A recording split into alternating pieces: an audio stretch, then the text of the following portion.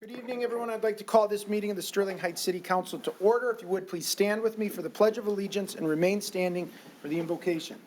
I pledge allegiance to the flag of the United States of America and to the republic for which it stands, one nation, under God, indivisible, with liberty and justice for all. Dear God, please bless our elected officials. Grant them courage and wisdom to do what is right for all citizens. Amen. Amen. Thank you, Ms. Riska. Can we please have the roll call? Mayor Taylor. Here. Mrs. Krosky. Here. Mrs. Krosky. Present. Mrs. Radke. Present. Mrs. Schmidt. Present. Mr. Bannon. Here. Present. Council, we need approval of the agenda. Mr. Mayor, Mrs. Koski. move to approve the agenda. Support. It's been moved and supported. Is there any discussion? No discussion. All in favor signify by saying aye. Aye. Opposed? Motion carries. Before we get to our city manager's report today, I just want to take a minute to recognize our city clerk, Melanie Riska, and her entire team. As everybody knows, we had early voting this year, which added an additional 8 days or 9 days onto the work that they are already doing. The weeks leading up to the election are incredibly stressful and busy. And they did this early voting for the first time for a major election like this, and it was incredibly smooth. It was something like over 20,000 people voted early in the city of Sterling Heights, and so that was a tremendous effort by our city clerk and her office. It was glitch-free. Many people I talked to said that they really enjoyed the process, thought it was great to have that available.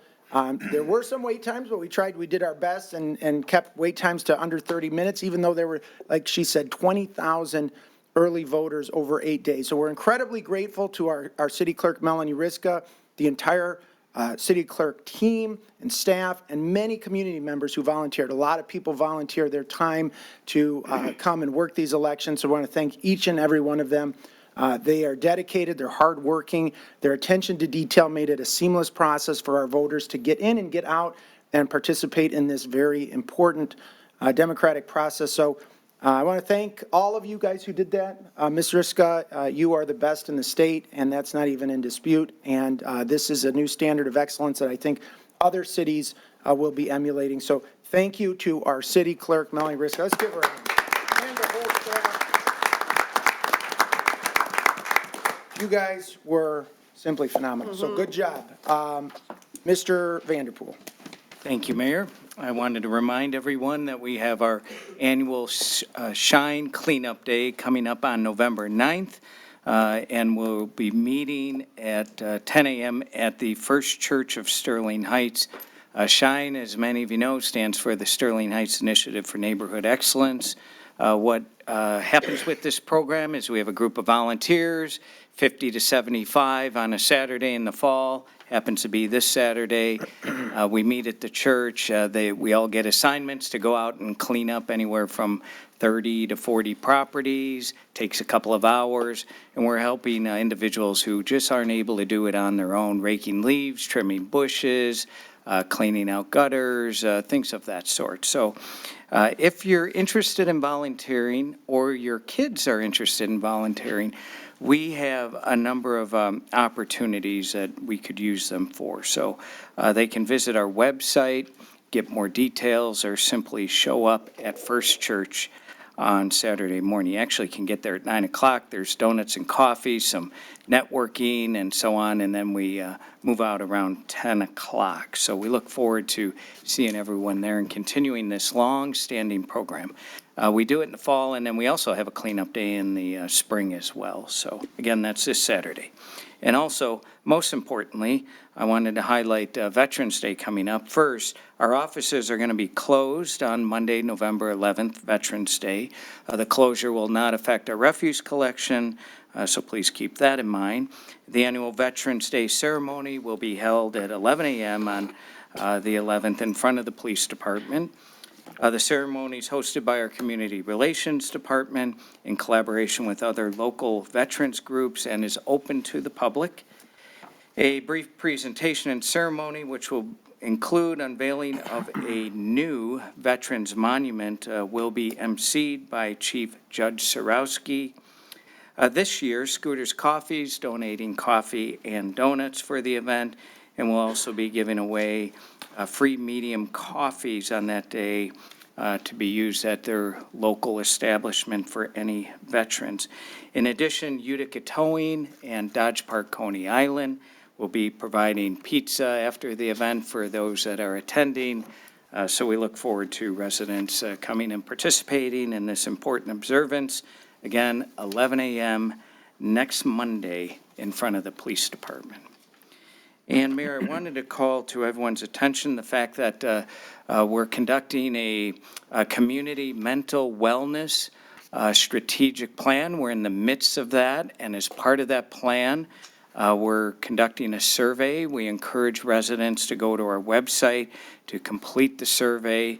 This is a really important initiative that will address the most urgent behavioral, physical, and mental health needs with our populations that may need it the most. And so we've been very progressive in this area in Sterling Heights, especially with our social services program, our rapid response team, our quick response team to address overdoses and so on, and also our drug-free court, our drug-free coalition. There's so many collaboration efforts going on in the city. The strategic plan is going to pull it all together and have a forward-looking path forward over the next 5 years. So we encourage residents to go to our website and take the survey. And lastly, on my report this evening, this holiday season, the Sterling Heights Public Library, together with the Historical Commission, is offering a unique Christmas card photo opportunity at the Upton House Museum on November 10th from 1 to 4 p.m. Participants can take photos in a Victorian-inspired setting for a $10 donation with funds going to charity. So you can get your holiday card photo prepared and be ahead of the game on November 10th, going to our museum just on our campus here from 1 to 4 p.m. You can see our website for more details. And Mayor, that concludes my report. Thank you. All right, thank you very much, Mr. Vanderpool. Moving on to the next item on our agenda. This is a public hearing to consider the application by Vanguard Cranberry LLC for a single-family residential planned unit development known as Cranberry Estates on approximately 4.88 acres of land situated on the west side of Saul Road, north of Clinton River Road, PPUD 24-0003. We have a presentation from our city planner, Dr. Jake Parcell, and from our assistant city planner, Sean Keenan. Dr. Parcell. I think I'm going to take this one. Okay. Mayor. They flashed it off. You Yeah. flashed it off before I could even read it. Thank you, Mayor Taylor, members of the City Council. Again, this is a request from Vanguard Cranberry LLC for approval of a planned unit development, which if granted would allow for 18 single-family site condominiums in a R70 one-family zoning district. The vacant 4.88 acre parcel is located on the west side of Saul Road, just north of the Clinton River Road, and part of Wanda Park, which is owned and operated by the Polish Army Veterans Association. This slide shows the layout of the development and how the development fits in with the surrounding neighborhoods that are also all zoned R70 one-family residential district. The slide also shows the number of trees that will be preserved or being planted within the open space. You can see the laser pointer, a lot of them in the open space that's being preserved. There are also 3 trees that will be planted per lot. 2 in the rear, 1 in the front, street trees, and then we'll get to the woodlands that are being preserved up to the west. The applicant's overall design includes, again, the preservation of 0.83 acres of open space. That includes the woodlands that are on the far west of the property, and also the establishment of a natural buffer along the drain for water quality protection. They're going to restore the turf grass with native prairie grass and also some tree plantings. To accomplish this, they are requesting a reduction in the size of the lots and width of the lots that we'll discuss a little bit later on. The smaller lots will accomplish the builder to, again, build more affordable and easier to maintain properties for empty nesters and seniors alike. Again, here's the landscape plan that shows the number of trees that are being planted in the open space area. Again, this is a small park that's going to provide 2 benches for the residents in the neighborhood with a small winding pathway. It's a good area to rest or, who knows, play some horseshoes or some other games and stuff, or just converse with the neighbors. Again, the drain is along the southern portion of the property, all except for the one lot that is adjacent, a little bit further to the north. Much of the adjacent property or land adjacent to the drain is being preserved or enhanced, which will improve and help protect water quality. There are 126 trees that will be planted on the site. The common area will be planted, I should say, 126 trees will be planted in open space and common areas. 54 trees will be planted on the lots. That will account for much of the 247 replacement trees that are required on the site. This leaves a shortfall of 69 replacement tree credits that will need to be accounted for. This could be accomplished by planting larger trees or paying into the city's tree fund. Here's some examples of some renderings of some of the houses that will be offered within the development. As you can see, the facades are meet the city's architectural goals and design standards of being much brick and being of durable materials. The homes will include 1,800 square foot ranch style homes and 2,200 square foot colonial homes. Again, which will be good for first time home buyers and provide the ability for others to purchase larger homes as well. The anticipated price of the houses in the development will be in the mid $500,000 range. Some key features related to development to point out, again, were the high quality architecture of the homes, some enhanced streetscaping and landscaping along Saul Road, on-site amenities such as the small park, open space preservation such as the woodlands to the west, native prairie grass restoration, and water quality protection. But as part of the PUD process, the applicant is requesting the following modifications from the R70 zoning district. One would be to allow the lots with a minimum width under 70 feet, so it'd be down to a minimum of 53.96 feet. Also to allow a minimum lot depth of less than 120 feet, so it'd be the smallest or shortest lot would be 106 feet, allowing for smaller lots of 8,400 square feet. That would be down from, I should say, 5,800 square feet, down from the 8,400 square feet, allowing lots with a total side yard of 12 feet, which would be down from the 15 feet that would be required between houses per ordinance, allowing for a front yard setback of less than 60 feet from the center line, which is down from, which will be, they're requesting 51 feet, allowing for a front yard setback less than the 90 feet from the center line, which is down from the 81 feet,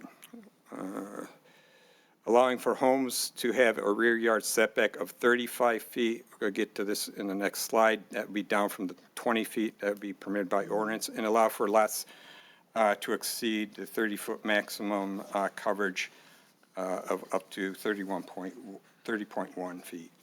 One of the concerns that some residents had at the Planning Commission meeting were mostly related to the setbacks and the buildings being close to the rear yard lot line. On the left here is what's being proposed. This is an example of a 55-foot wide lot, 106 foot deep. As you can see, the 20-foot setback from the maximum building envelope.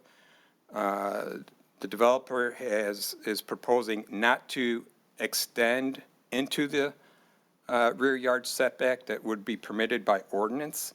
On the right-hand side, these are some of the features and some of the items that can extend and would typically be allowed to extend outside the setbacks, rear, front, and side yard setbacks. For instance, a deck patio can extend 15 feet into the rear yard setback. That would have allowed, again, a deck to be at least 20 feet close to the rear yard lot line. Things like bay windows, again, those can extend into it. The side yards, by ordinance, allows for things like chimneys and things of that nature to extend 2 feet into the side yard setback. In the standard zoning ordinance, it's the side yard setback will be 7.5 feet. By extending 2 feet, some type of architectural element of a house, that can reduce that setback down to 5.5 feet. In reality, then that can basically, in some instances, per ordinance, you could have two houses that are basically 11 feet, close to each other. Whereas the applicant is proposing, again, to stay within the building envelope, he would still have, there would be a minimum of 12 feet between houses. Again, like porches, under the current ordinance, can extend 10 feet into the front yard. Again, bay windows can extend 3 feet. So the applicant is just proposing, again, to stay in the building envelope, so it'd be 20 feet from the, basically the sidewalk, so to speak. With that, one thing I also like to mention is the applicant did meet with many of the neighbors that abut his property and are to the north. One of the things that the residents had requested from the developer is to provide some type of evergreen screening along the north property line to help provide a little bit more privacy for the residents to the north. The applicant has agreed to consider the planting of some evergreen trees. They'll be working with the Office of Planning to find the appropriate tree to be planted. The applicant, as well as the Office of Planning, does not think that there are some trees that might grow too wide that will impact possible drainage of the proposed development and possibly the development to the north, which also has a drainage swale along their south property line. So finding the right arborvitae that will grow more narrow and not impact any type of drainage on both the proposed development and the development to the north, I think it will be key in that. Construction for this project is expected to begin, if approved, in the spring and summer of 2025, and anticipated to take 2 years to complete, depending upon market conditions. The overall investment in this development is $9 million. The Office of Planning recommends approval of this project, as the development will help meet the demand for single-family housing in the city. And the project has also received a recommendation of approval from the Planning Commission with a 6-1 vote. And with that, I'm open to answer any questions that you might have. And also, Mr. Michael Danello from Vanguard Cranberry LLC and his team are also here to answer any questions that you might have. Okay, thank you very much, Mr. Keenan. I'll open the public hearing at this time. Mr. Danello, any comments now, or do you want to wait for later, or anyone else from your team?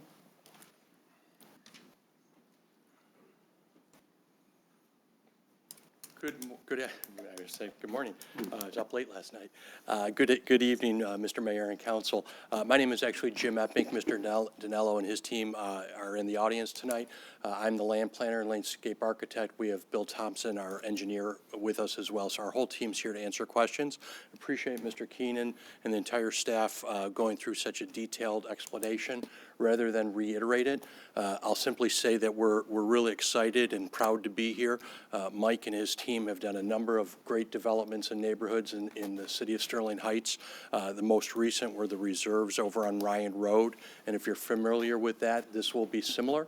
What's unique about this neighborhood is it really is deliberately intended to be kind of move-in ready type neighborhood. In other words, all the maintenance will be part of the neighborhood association, so individual homeowners won't be mowing their lawn. It'll all be done. Snow plowing, shoveling, all those different things will all be done from a neighborhood point of view as opposed to, individually.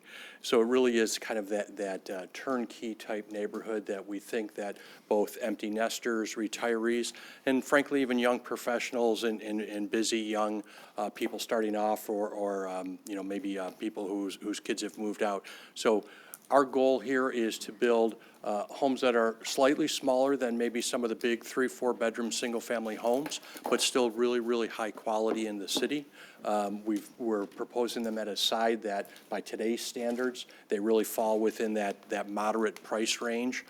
Moderate certainly has been defined differently over the last many years because of building supplies, but we really are looking for that market where young professionals and empty nesters and so forth can target those. So we are happy to be working with your PUD. We think it's a good ordinance. What it does in this particular case is it allows us to focus on the existing trees and open space. So as Mr. Keenan pointed out, we're saving significant trees both along the creek and specifically on that western corner. And we're also creating a lot of open space that allows us to put back some of the land into a natural habitat as well as community landscaping. So with that, we're here to answer questions. We did have a meeting across the street with the neighbors about 6 weeks ago or so. Got some good feedback and made some adjustments to the plan on that. And we work closely with your planning commission as well. So thank you, Mr. Mayor. All right, thank you, sir. We will call you back when we're under deliberations if we do have any questions. So still under this public hearing, is there anyone in the audience who'd like to speak on this item? Yes, sir?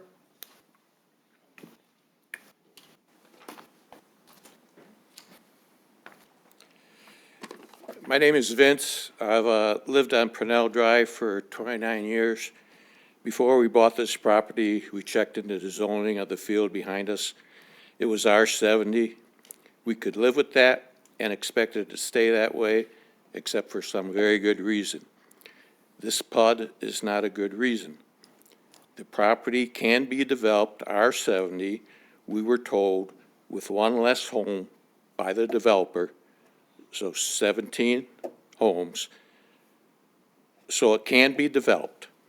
This PUD will have a building 20 feet from our lot line. 20 feet is not very far.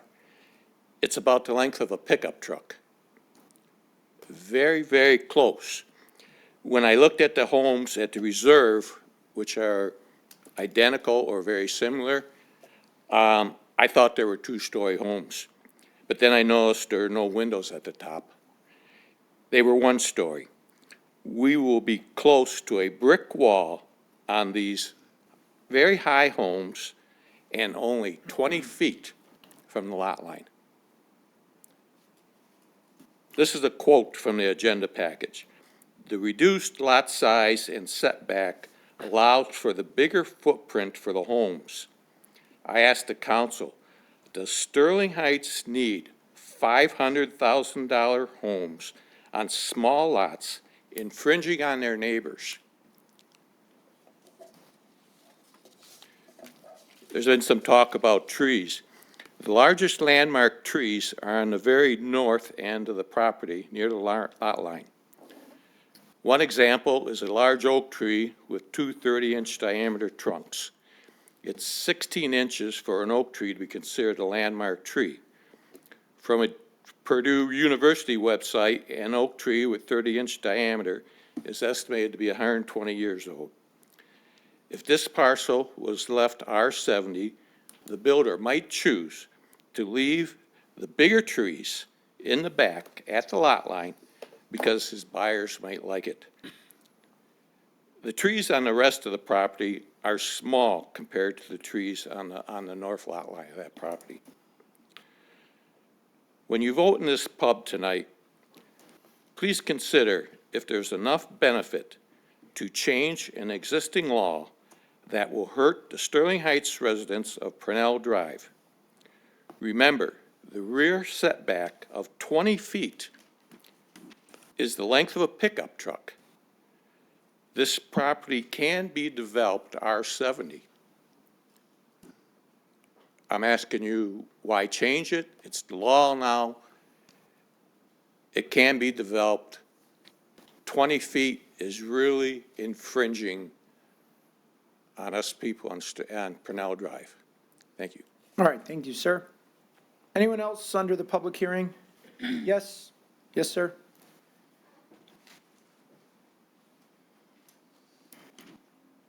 Sean, would you put back up that color rendering of the site, please? Also, I wanted to let you know, you didn't say it earlier, I didn't know if you know, that property's been sold. It was sold effective Sir, October your 11th. comments are addressed I'm to sorry, the chair. Sean. I No, didn't know your if you. comments are addressed to me. Oh, okay, Go Mr. ahead. Taylor. You can talk I didn't know to if the Sean city or knew any that the other- property had already been sold. It does not belong to the veterans any longer. It was sold effective October 11th. I want to thank you for the chance to speak here tonight. I have several questions I'd like you to consider and maybe answer sometime during your question and answer section. When Vanguard built the reserve, the residents of the adjacent subdivision were given the opportunity to choose between condos and full-size homes on full-size lots. We were never offered that opportunity. My question is, would you grant variance against the express wishes of adjacent landowners, since Vanguard has said they can meet current zoning? They lose one house, one property. And I don't understand why you would even consider giving preferential treatment to a developer whose offices aren't even located in the city of Sterling Heights over the objections of current tax-paying citizens. If you really want to preserve our trees, cities, and green space, you don't do it by packing condos into 4.5 acres. They're asking for variances for smaller lots to build more condos, which covers up more of the green space rather than show more of it. It removes existing landmark trees on the property while maintaining a canopy of volunteer trees that are mostly the species you no longer allowed to be planted in this city. It creates a common area in a non-buildable section of the property that no one will be allowed to use because it's going to be fenced in and it's going to have keep out signs on it. It puts a fenced-in surface water runoff retention pond next to Saul Road that will sit empty most of the time. That pretty picture of water, our retention pond never sits like that. I walk my dog every single day, and I go by 2 of them across the street near the Washington sub. They never sit in water unless there's been an extensive rain. So you're going to have a large empty hole right next to Saul Road. So that is not true. I don't know how you can consider scrub bush and volunteer trees along the edge of a county ditch to be considered a common area for residents to enjoy. Vanguard believes that the value of the area homes will increase as a result of this. And that may be true for people who live across the street from me, but I want to know who's going to buy my house when they come and look in the backyard and there's a wall of condos 20 feet from my lot line. More importantly, I want to ask you, would you build that behind your house? And if you would not, please don't behind mine. During the Planning Commission, one commissioner was really proud that this was a perfect example of a PUD, and even said so. And he was correct, but my question to you is perfect for who? It's perfect for your bureaucracy because it cuts a lot of red tape and gets things done more quickly. It does not help adjacent property owners. Now, the developer in a PUD is supposed to mitigate potentially negative impacts of the development. Basically, when I read the PUD clause in your zoning laws, it gives you carte blanche to do anything you want, anytime you want.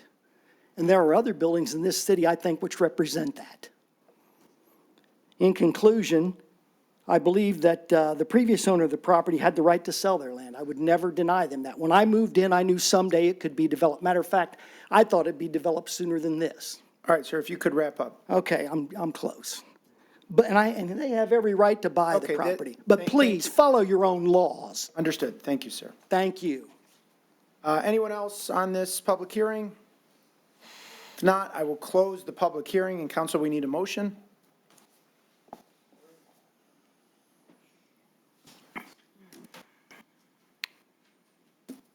Mr. Mayor, Mr. Radke. resolve to approve the application by Vanguard Cranberry LLC for a single-family residential plan unit development known as Cranberry Estates on approximately 4.88 acres of land situated on the west side of Saul Road, north of the Clinton River Road, PPUD 24-0003, such as the terms and conditions set forth in the plan unit development agreement, and authorize the mayor and city clerk to sign the agreement on behalf of the city. Support. It's been moved and supported. Any discussion, Mr. Radke? I didn't plan on going first, but sure, Mr. Mayor. Through the chair to the developers, I'd love to talk to you up here. I guess, I watched the planning commission meeting. This isn't mixed middle housing, this is expensive housing, but, everybody has a right to live in Sterling Heights. It's my understanding that if you did not design the PUD in the way you did, you'd have to cut down more trees. Is that accurate? Yeah, yes. Essentially, under the R70 zoning, the land could be developed as R70, and the way that would result is essentially removing of, and when I say this, it sounds threatening, but it's just from an engineering point of view, it would essentially remove nearly all of the trees, and what would likely happen is the detention pond, which, by the way, will be a wet pond with a fountain in it, that detention pond would move to that western triangle, and then the rest of the homes would be built essentially down the same type of a road with the lots going back to the same property lines, and we would have 4 single-family homes fronting Saul Road. So you'd have 4 driveways that would front onto and exit out into Saul Road with the balance of the homes. I think the neighbor is accurate. We would have between 17 and 18 homes. So essentially no real decrease in density, but we'd lose nearly an acre of those existing trees. What Mr. Keenan also pointed out is that your ordinance, some of it is somewhat semantics in terms of that 20-foot setback in the rear. Yes, we are proposing a 20-foot setback, and the home and the deck, anything with a foundation would be within that setback. Your ordinance, the way it's written, is the home would be a bit further back, but the deck could go up to 20 foot. So that rear demarcation line is essentially the same. It's just that the PUD defines it a little differently. Everything would be contained within there. And you said that the housing development will be self-contained. They'll do their own snow plowing and grass, all done by the association? That's right. They are public streets, but like so many smaller streets like this, neighbors would typically still contract for snow plowing, so there'd be one central service that the snow plowing would be done by the HOA, initially the developer and then the HOA. Same with lawn cutting, so all the lawns would all be cut at the same time by the same company, all on Thursday or whatever that case might be. Okay. Excuse me, the other thing that I didn't mention, but part of that maintenance is we really have gone, and it shows in the landscape plan, a pretty robust landscape along Saul Road. So that whole frontage will be well landscaped, a lot of trees, a lot of shrubs, which will also be part of that maintenance package. I see the preserved woodlands, and I like that, but at the same time, I'm kind of curious about how it would work, because it is going to be fenced off, and it's kind of like a no-go area, so how does that work? So there's 2 fences on the property. The first fence is around the wet detention pond, and that's really from a security point of view. That's going to be a decorative wrought iron style fence that would be around that. The only fence that'll be on the back is going to be a low split rail fence. And it really is there at the back of those last 2 lots to define that, because what frankly we found, I'm guilty of it back when I first got married, is you buy a home up against this open space, and every year you kind of encroach into it, and pretty soon your yard became bigger and the open space became smaller. And so that fence in the rear is just simply a split rail fence that's meant to say this is community property and this is your yard. It's not meant to be recreational space, and so there's not pathways going back there, that we're not going to cut trails through there. It really is meant to just preserve that wooded area.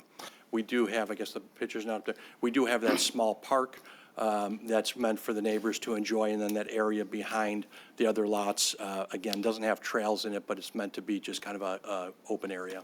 Well, my one concern, through the chair, is I would like to see some way to access that open space. Because I always find like open space like that is a tremendous amenity to the community. So that would be one of my concerns for this project.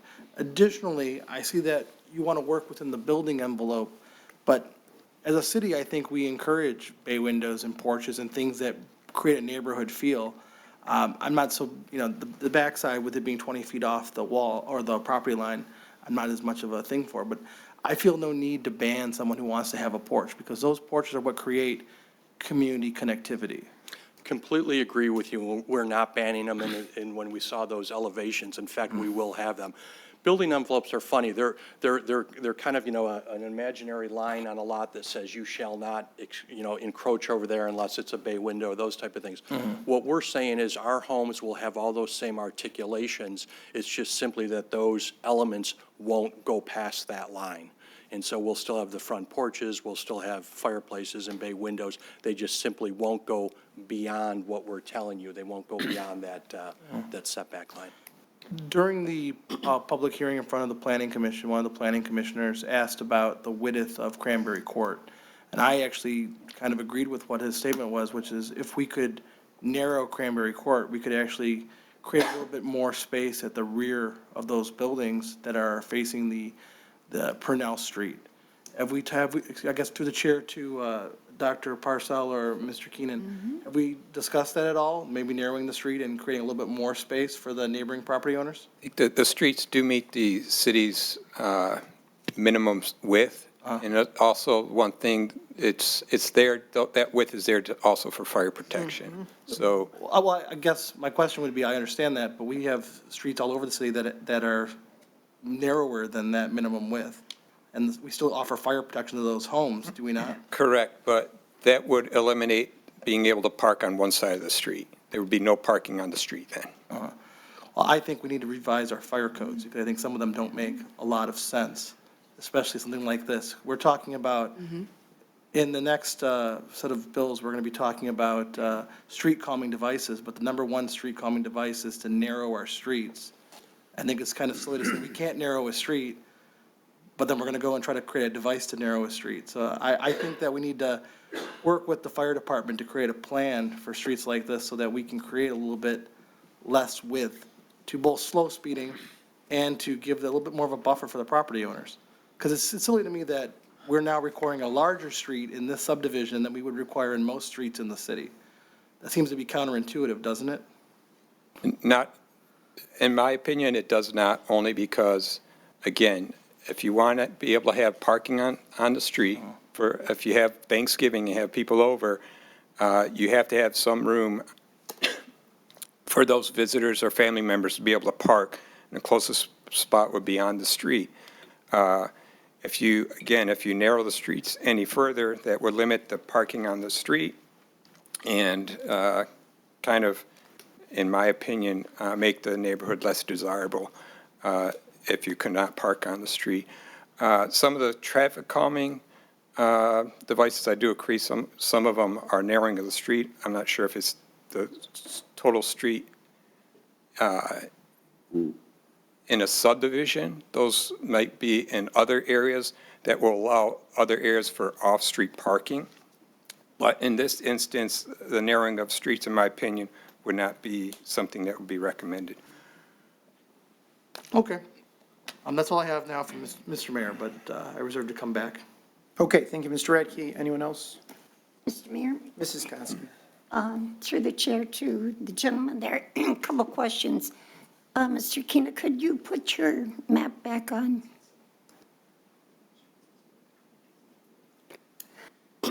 Question for you, Cranberry Court, now is that a condominium? What do the people actually own? Do they own just the footprint? It's not a regular subdivision, so they don't have a lot. Do they? Site condominium? Site, yes. So what is common in almost every neighborhood that's been built in the state of Michigan over the last 40 years is it's technically a site condominium really as opposed to a platted neighborhood. So I think I just answered your question. There'll be lot lines. They'll own that lot or that site, not just the four walls of their home. Right. That's exactly what my question was. Okay. So they're site condos, and they have the association that has the requirements. Now, it seems to me like the residents are concerned about the closeness of the real lot lines to their homes. What if you were to shorten by 15 feet the detention pond? You'll have to excuse me, I have a sinus infection time and of I'm year. having hard time hearing and making myself heard. If you reduce the detention pond by 15 feet, or approximately 15 feet, and then just dropped that south side of Cranberry Court down so that you could change the court so that kind of shifts the other way. In other words, being flat on the bottom side and maybe curved on the top side, and bring those north homes down 10 to 15 feet. It would increase the backyard setback from 20 feet to maybe 30, possibly 35 feet in some locations, because all your lot sites are not the same. You've got some larger ones there, and then I think there's I saw two, anyway, a couple that are a little bit smaller. Is that a possibility? Could you do anything like that? It's certainly a logical thought and a great question, and we've looked at that. Really, planning is both putting together a neighborhood that is attractive to a city and future residents, but it's also an engineering exercise. Yep. And the number one thing that, of course, all communities are really concerned about, I think Sterling Heights does a really good job, is stormwater management. And because this is a site that is green now, we have got the obligation to calculate and store stormwater. And in fact, that's why, unlike maybe the adjacent neighborhood, this actually has, here's our engineer, he'll do a much better job. My name is Bill Thompson. I just want you to know that I live on a retention pond, so I know exactly what happens when we have a heavy rain. I just go out there and say, please don't cross the fence. My name is Bill Thompson. I work at Seabrook East-Lanier, the engineers for this project. Detention pond stormwater discharge into the Cranberry Marsh drain is controlled by the Public Works Office. That pond as designed meets their criteria. We don't really have a lot of room to shrink it. So that's the size pond we need for the site. Okay, so it goes right up to your southern lot line. Correct. Yes. Lot 16, Yes. 17, 18, up right up to their lot line. Solar Road, left side of the detention pond. That pond is totally fit into that triangle. Is that correct? It cannot go down any farther. The front half is only what I was talking about if you made it smaller. And you're saying that according to the drain, you cannot reduce the size of that detention pond. Correct. That's what I wanted to know. Okay.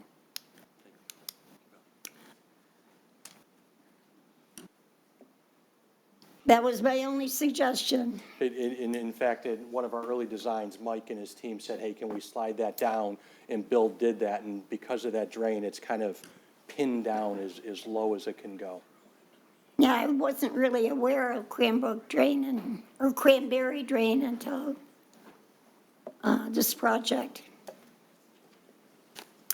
That's the only suggestion I had, and I see that the lots are not all the same size.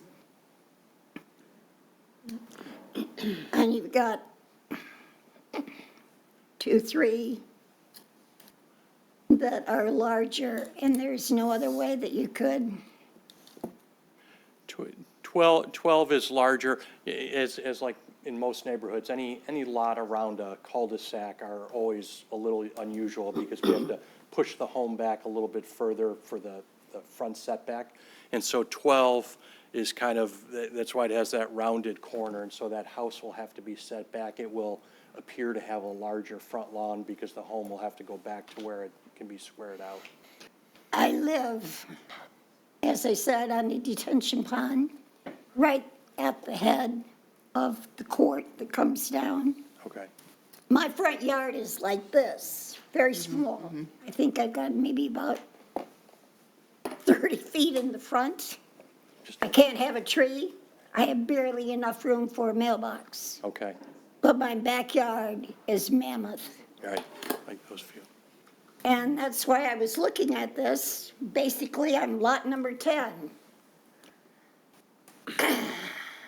Lot number 10 is large, and again, if we went to the conventional R70 layout, you're right, that detention would be probably in the area, that triangle in the area of part of Lot 10 and Lot 11 there. And it would be in their rear yard, but it would really cause us to take down all of those trees.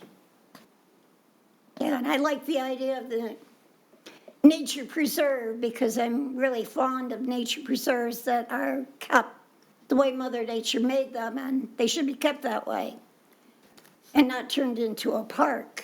So my only suggestion would be to try and increase the rear lots, but if you can't move that down, I don't know. One thing in terms of the rear lots is we did have that great meeting with the neighbors, had a great conversation, and both the rear of our northern lots and the rear of their southern lots both have individual stormwater easements there where the underground storm. And so your city ordinance, any city ordinance doesn't allow us to plant trees right on there. What we have agreed and what Mr. Keenan pointed out is that we have a large tree replacement requirement. We haven't, our landscape plan does not put all of those trees yet on the plan, so we can either plant more trees, plant larger trees, donate to the tree fund. One thing that we did say is, hey, maybe they wouldn't be big Norway spruces, but we certainly have agreed to the neighbors and to the city to say, as we build these lots and we understand that drainage easement in the back, and we're certainly open to looking for ways to plant additional trees back there. Each home will have a minimum of 3 already, plus whatever the landscaping adds. But we're open to add those additional trees. It's just difficult to say, hey, we'll plant a row because we know that there's conflicts with the utilities currently. Just one last comment to clarify, the actual building to the lot line, don't count any decks or any bay windows or anything like that. How many feet? How many feet will the rear of the house be?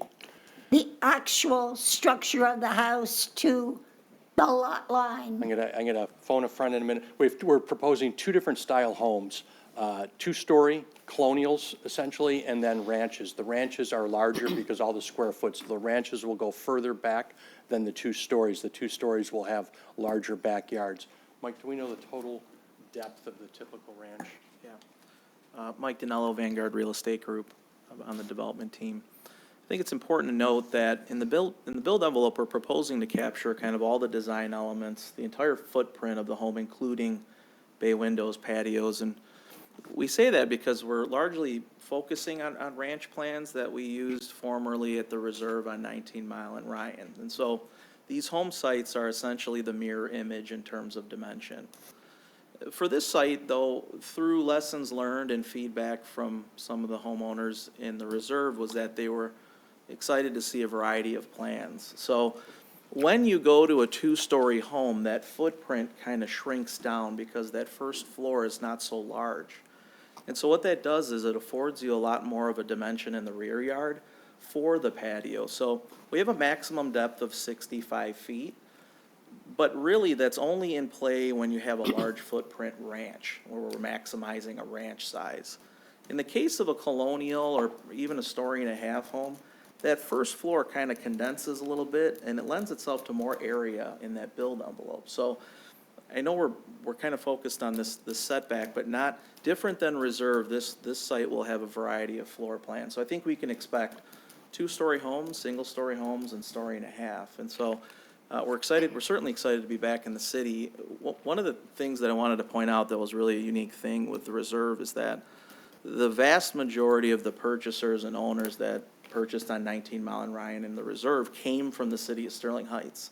So these are folks that want to stay in the city, be in the city, live in the city, that perhaps they're downsizing or they're empty nesters or seniors, but we really took that feedback into consideration for this site. So we refer to the site in the office as kind of the 2.0 to reserve. It's kind of the lessons learned through all the feedback of the first time around. So again, just to kind of summarize, in the case of a single-story maximum size ranch, these setbacks are more in play than they would be for a two-story or a story and a half home. Well, you could say if you want large backyards, you have to build the colonial. Or perhaps north select a site that's a bit larger, right? So, yeah. But you said the colonials have a larger backyard lot too. Correct. Can you tell me? Yes, in the case of, let's say, a 2,200 square foot colonial, Right. instead of the first floor being, let's say, 1,800 or 2,000 square feet, the first floor then proportionately reduces to about 1,400 feet because the rest of it's on the second floor. Right. So you pick up all that additional yard area on the first floor. So you have more area in your rear yard, perhaps even your side yards as well. Also in this community, we're prohibiting any type of side entry. There's no circle driveways. So we're really trying to contain it. And again, I love to say it's this perfect strategy, but having already done it in the past couple of years in the city, we've really had the benefit of feedback from the neighbors and owners that currently live and also the folks that came through the model. So very excited to be here. We're hopeful that you guys will consider the proposal, and we're excited to be back in Sterling Heights. Well, let's talk about feedback real quick, and I'll let somebody else talk, but what are you selling more of, the ranches or the colonials here in Sterling Heights in this area? First floor master bedroom, certainly. Due to just accessibility, I think it's more of a broader appeal, the first floor master. But, you know, one of the interesting things is that we did have folks that were young executives, folks that are traveling a lot, that want a community that's maintenance-free. So we do have kind of this cross-section of demographic, and we're hopeful to serve kind of every part of it. But I would say in general, to answer your question accurately, the first floor master suite has always been the fan So that favorite. would be your ranch. That would be a ranch or perhaps a story and a half, where you have a bedroom or two on the first floor and perhaps a guest room on the second floor. Okay, what I'm trying to do is to let the neighbors know if we should approve this, what to expect in their backyard. Whether it's going to be a 20-foot backyard to the lot line, or could it possibly be 30-foot from the building to the lot line?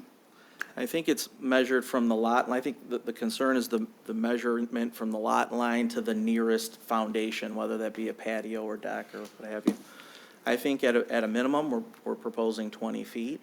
But I think in general, if we averaged all the styles of homes together and measured those rear yards, I would suspect that we would be closer to 30 feet or 25 feet because of that variety of plans being offered. So on an average, so I would say larger. How many of those? Every single lot? You've got 1 through 9 that would be affected? Every single lot? Half of them? It's driven really by market demand and which sites want a ranch and which folks want a colonial, really. And you can't really give a good guess. I would say that we would have a majority of ranch homes and story and a half homes. So it could be all 9. I would say so. Half is fair. Okay. Thank you. All right, thank you, Mrs. Koski. Council, anyone else? Mayor Taylor. Mrs. Sarowski. Thank you, Mayor. Through the chair to, I probably would like to speak to either, You're the chair for a minute. oh, great. Through myself, to whoever wants to take this, field this call. So it was mentioned that if we eliminated one home, we could meet our ordinance. So is that a possibility still? Sure. We purchased the site. I think the feedback from the neighbors is accurate. We did purchase the site, we own it. Anytime Vanguard approaches a site, we really take a thoughtful approach. And on sites that have an irregular shape, it really requires that thoughtfulness. And I think this is a perfect example of one of those sites that could have easily been, clear cut, put the court in and put a few home sites off of Saul Road. And it's just, I grew up in the area. I not maybe a mile or two away. So I'm very familiar kind of intimately with the community. I may not live there today, but I certainly am familiar. And I think the end result is always nicer. Most of our developments have a tree preservation element to them, whether that's by way of a buffer in the rear yards, or perhaps there's an opportunity to at least save a good clustering of trees. So in this case, parking the pond at that westerly corner and wiping those trees out and just adding more driveways off of Saul Road, it's really, yes, it's possible. Do I think the outcome is great? No. I think it's less marketable and probably less desirable from a community standpoint. And, it can be done, sure. I think this is a great opportunity to preserve some nature and have a nicer outcome. Well, so thank you very much. My question would be if we would eliminate, now granted, I'm not a landscape architect / civil engineer, but just like Mrs. Koski, thinking outside the box, if we eliminated the Unit 10 and then just kind of slid these guys over, would that then give us some more space and put us within our ordinance?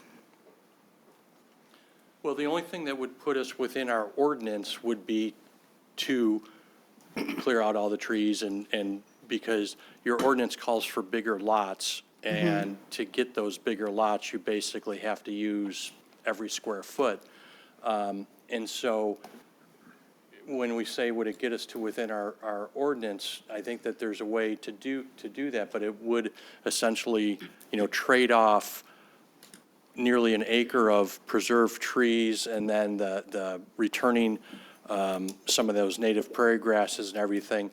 And again, if we go back to the comparison between the current ordinance and what we're proposing, the side yards could actually be a foot closer under your current ordinance than, we're proposing 12 feet. Your ordinance with the exceptions could allow 11 feet. So there's not a net difference.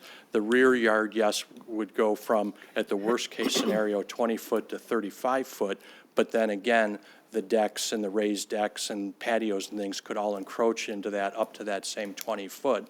So net, our opinion, my opinion, is we're trying to do what we perceive as the right thing, both for the entire community, our adjacent neighbors, the woodland preservation, the habitat, everything else.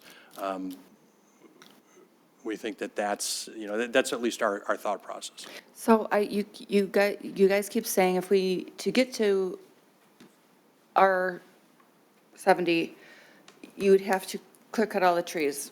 Explain to me why. Well, R70 has by its name, has a lot width of 70 feet. Our lots are 55 foot, so it allows them to become smaller and then preserve more open space. To build our 70 lots, we would make them 70 foot wide and therefore use more land. So then you just have to clear the trees, basically is what you're saying, in order to get to that point. The most efficient way to do it would be to take the detention pond, which we think is going to be really good looking, put it in that back corner because the frontage on Saul Road becomes viable, buildable land. And so we would have 3 or 4 homes that would face Saul Road with driveways going east. Right. And then larger lots, just kind of spreading out. And then do multiple streets as opposed to one street. It would probably still be one street just because dimensionally that's really all the space you have, but you would have individual homes that their address would be on Saul Road. Okay. And then the rest would be there. The other thing is with larger lots doesn't necessarily mean more space in between the homes, generally speaking, because of the infrastructure costs. Larger lots, an R70 lot would deliver a larger home, and therefore even a more costly home presumably, a bigger home. And so, again, the impact to the neighbors and to the costs and to the market could be, higher. And then as you, just to reiterate, there is no way we can drop down the 18 through 12 lots in any way, move the Cranberry Court down and give that backyard, give space in those backyards so that we don't encroach on the neighbors as much. Not based on what the county stormwater calculations are telling us. And of course, this has already gone preliminarily through engineering. It'll go through full engineering. But Bill and his team, it's about calculating volume, the depth of that pond and the size of that pond. We're already making it as small as possible, which therefore requires the fence around it. If it was a bigger area, we could have more gentle slopes and it wouldn't have that fence. So we've already made it as small as possible. Have agreed to, put a fence in to ensure that it's safe. But it really just dimensionally can't become smaller. Okay. Thank you, that's all I have. Thank you. All right, thank you, Mrs. Zarowski. Mrs. Mayor Smith. Taylor, through the chair to Mr. Keenan. Is it possible to keep 1 through 9 R70 and the rest we can keep as is? It would not be, because the lots would, again, need to be bigger, and it, again, I defer to the experts who designed it. I don't, there wouldn't be enough room depth-wise as well. So I guess my question is, I don't mind putting the detention pond back in that back corner. In moving, I mean, if we make this R70, you're going to, essentially, those houses will drop, correct? The north houses will drop because we're making it R70. So if we make the detention pond where the preserved woodlands are, because that's what this gentleman said we would have to do, correct? I don't have an issue with that, because then you could put houses here and you would have open space behind the houses to put more woodlands. Maybe just small trees. And as far as the detention pond on Saul Road, that doesn't bother me either, because I'm thinking of the wet detention pond at Genetti. They have a wet detention pond with a fountain in it, as like you were referring to. And Saul Road has plenty of driveways that go out onto it. So two more driveways would not bother me either, to keep this R70. So, I'm not sold on this. I think, they're beautiful, and they're certainly not first-time homebuyer homes at $500,000. Not the first-time home buyers that I know anyways. We talk about affordable housing, and these are beautiful, and these are not affordable housing in my opinion. They're beautiful, however, and I think it's a beautiful project. I would like, because it can be developed as R70, I'm really on the fence on what to do. Mayor with Taylor? this. Mr. Keenan? Mr. Keenan. If I may, at least to provide somewhat comfort again, is when you look at, again, the building envelope and what could possibly be allowed, you kind of almost have to think of this kind of reverse engineer it, or not think of it as building from the front to the back. I think if you look at it from building from the back to the front, if you're going to have a deck, a 10-foot deck or 15-foot deck, that's going to push your house back another 15 feet. So you'll be 35 feet possibly from the rear lot line, usually especially for the two-story. Because if the door is out here, again, your deck's going to be out possibly 15 feet. I would imagine that would be the most desirable minimum depth of a deck.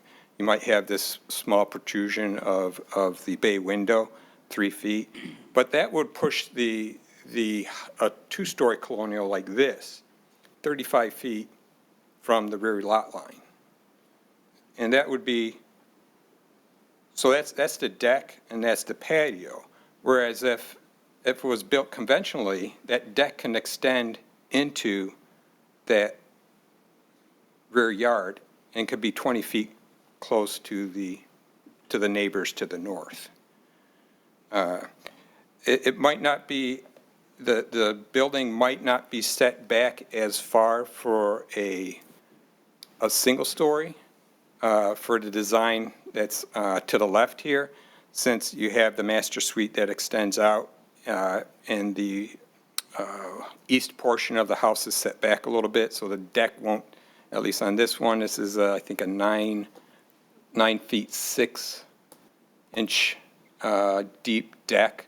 Again, I don't know if that's the most desirable depth of a deck, whether or not it would be 15 feet. Again, that will push that building, that house, further away from that rear lot line. So I think when you're looking at the building envelope, I would hesitate on thinking that the building itself is going to be right up to this line and be 20 feet from that rear lot line. That's just my thoughts, and I guess I can let you. Mr. Chair, I agree. It's hard to articulate that, and I think maybe we'll do a better job drawing sample homes on each lot. But again, that setback is meant to say everything will stay within this, not necessarily the back wall will be built right there. In terms of Mrs. Schmidt going back to your comments, understood them well. It wouldn't be our intent really to kind of mix and match R70 with a property this size. I think it would be all R70 if it was the direction, and so that wet pond would go in the back. And like any other R70, there just wouldn't be any open space, right? There'd be the detention pond, and the rest of it would essentially be all individual family lots. And so all the trees, everything. And when I hear myself saying that, I sincerely don't mean it as any type of threatening, you must do this or else you'll get that, but just trying to paint the picture of what an R70 would look like and why we think this is such a better alternative. The homes are smaller. The open space is greater. The tree preservation and the habitat, and kind of, again, this habitat is kind of a contiguous run up and down, not only on this property, but goes all the way through that region. And so rather than taking it away from that drain, we're proposing to keep it. And so for all those reasons, and the fact that, as Mr. Keenan points out, the reality of R70 would allow the decks or anything else with a foundation, a loggia, anything like that, to be up to 20 foot from the property as the current R70. So the net difference, in my opinion, from a building point of view, isn't substantial. I think if you look at the homes, even immediately to our north, they have structures that are coming pretty darn close to the property line as well. And I think that's just, in this case, the PUD isn't a great exception for that depth. So are you saying that if this does not go through, if it stays R70, that the homes that you would put on there are bigger than what you're proposing to put on the lots here? Yes, generally speaking. So the way homes are built now is it's based on linear footage of the front of the lot. It costs about $1,500 a foot to build the road, put in the sewer, put in the sidewalk, everything else like that. So if I have a 55-foot, and I'm not good at mental math, if I have a 55-foot wide lot, I multiply that by $1,500 a foot, and that's how much infrastructure it costs to build that lot. And so the house has that dollar value added to it. If my lot then became 70 foot, then I'd have to multiply 70 times 1,500, and that greater amount would go onto the lot. Now, from a comparable point of view, a real estate point of view, you can't say that, hey, this house costs 300,000 here and 300,000 here, but it has greater costs. The cost would have to go up, and I can't sell the same house for different prices. Therefore, what happens on bigger lots, our bigger homes are built to essentially compensate for those infrastructure costs. Okay, thank you. I have nothing further, Mayor. All right, thank you, Mrs. Schmidt. Anyone else? Mrs. Zirkle. Thank you, Mayor Taylor. First of all, I do like this project, so we're going to start there. So through the chair to Mr. Keenan, we keep talking about the lot line. What do you think would be the approximate distance from the existing homes to their lot line? So the back of their homes to their lot line. What do you think would be the approximate number of feet? You're saying the The ones that are already, the ones, ordinance would require it to be 35 feet. so those are 35 feet? Right. Okay, and then, At least that's what the ordinance would require, a minimum. So these could be, again, further away. This could be a 37 or a 40-foot. As you can see, these are closer than the houses that Are are over further there. to the west. And that's kind of similar to what was discussed earlier related to the two-story homes and the ranches that would be built here. Some of the ranches might need a larger footprint, which would push them closer to the rear lot line, I would guess, than the two-story homes, which would most likely be further away from the rear lot line. okay, thank you. One of the residents said, how would you like this behind your house? 20 feet. And I'm looking at my backyard now, and first of all, I did my own greenery, so I don't actually see into my neighbor's backyard.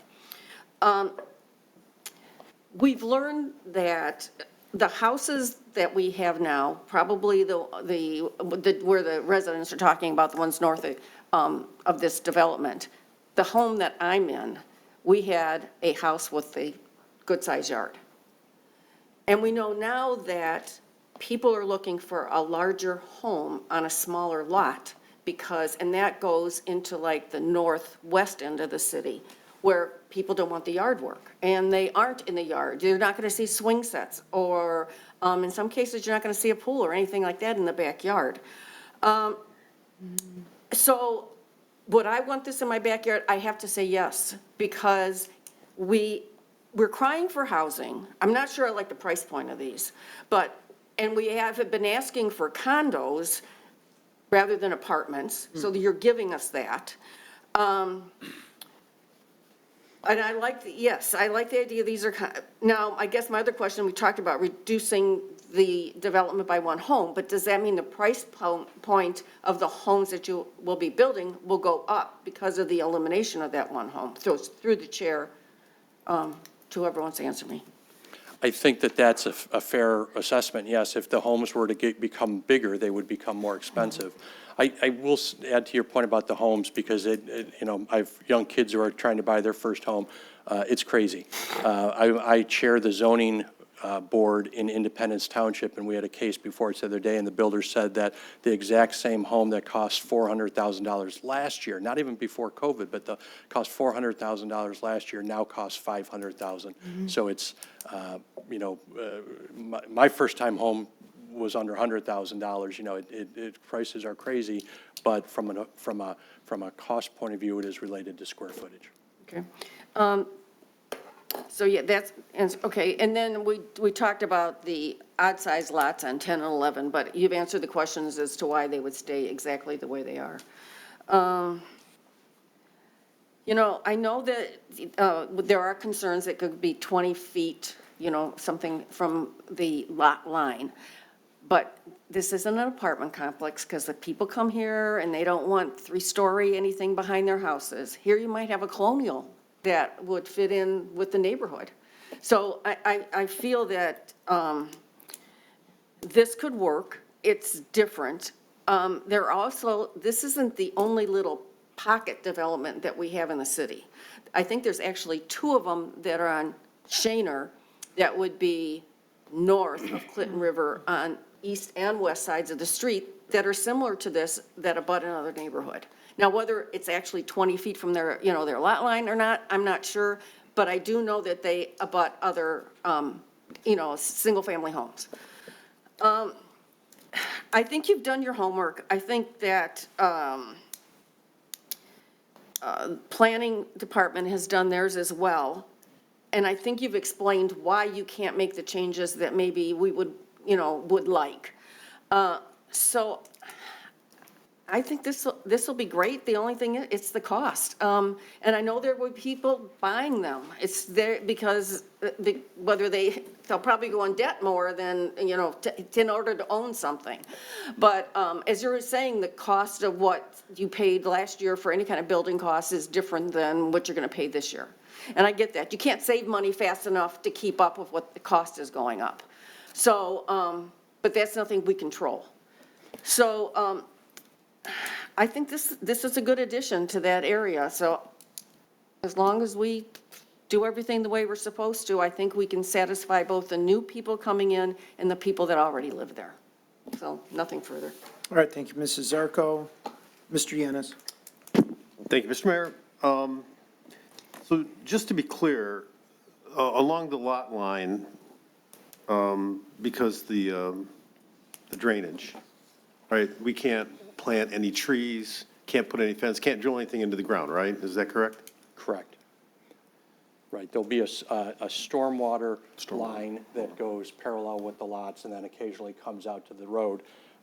There's required a 6 or 10 foot easement that we technically shouldn't plant within. I think that there are, as a landscape architect, I know that there are some plants and we've, you know. Can you again, try to continue- speak I'm sorry, in? we know that there are some plants that could possibly plant there. You know, we wouldn't plant a big maple tree or a big Norway spruce, but we do have a requirement to plant X number of trees, and we're eager to work with the neighbors in the city to figure out where and how we can do those. You know, because I'm looking at Lot 7, and the homeowner behind there has a pool. And, you know, I don't know, do they have kids? They have parties, pool parties. They're playing the radio, things get loud, and you're 20 feet away. And I hate to think that would be, that would cause a problem. To I think Councilwoman Ziarko's point, though, it seems to me that people who buy homes like this don't hang out in their backyard. We know in the wintertime or the summertime, the windows are always closed because we're running the air conditioning or the heating. So I'm not quite sure that noise might be a problem, but it could potentially be a problem. Were there ever any considerations, because you're targeting first-time home buyers or empty nesters, was there ever any consideration for two-bedroom homes? Anybody? That would be a smaller footprint. Because of work from home and everything, I think everything that we're building now are 3-bedroom homes, because oftentimes one is converted into a home office or a den or something like that. I would go back to your earlier point too about sales and how, you know, terrific the city is. The reserves, which I believe had 29 homes, was completely built and sold within 18 months, proving your point of demand. In terms of noise mitigation, what's interesting is these homes versus what we talked about with a 20-foot deck 20 foot away in the R70, an R70 wouldn't have any different effect on noise. You know, we're still just as close, it's just kind of saying it differently. So the problem with the existing neighbors is twofold. One, it's either you have a ranch and you're closer to the lot line, or you put in a colonial and they have to look at a big brick wall. And people have an option of what they can build when they buy their lot, right? Correct. So north side, everybody wants to build a ranch, they're all closer to the lot line, is that correct? That's correct. I mean, again, there'll be 3 plans, a ranch, a story and a half, which becomes slightly smaller, and then a colonial, which becomes smaller still in terms of footprint. Yeah. Through the chair to either of the planners, is there a problem with houses that have driveways on Saul Road since they already exist? Is that like no longer preferred? or? I believe it would be better to just have one curb cut off of Salt Road. There were some concerns related to, at the Planning Commission with increased traffic and people not being able to pull out onto Salt Road. Adding additional curb cuts, especially for a house, again, I think that would create more problems or whatever than just the single curb cut for Cranberry Court. Thank you.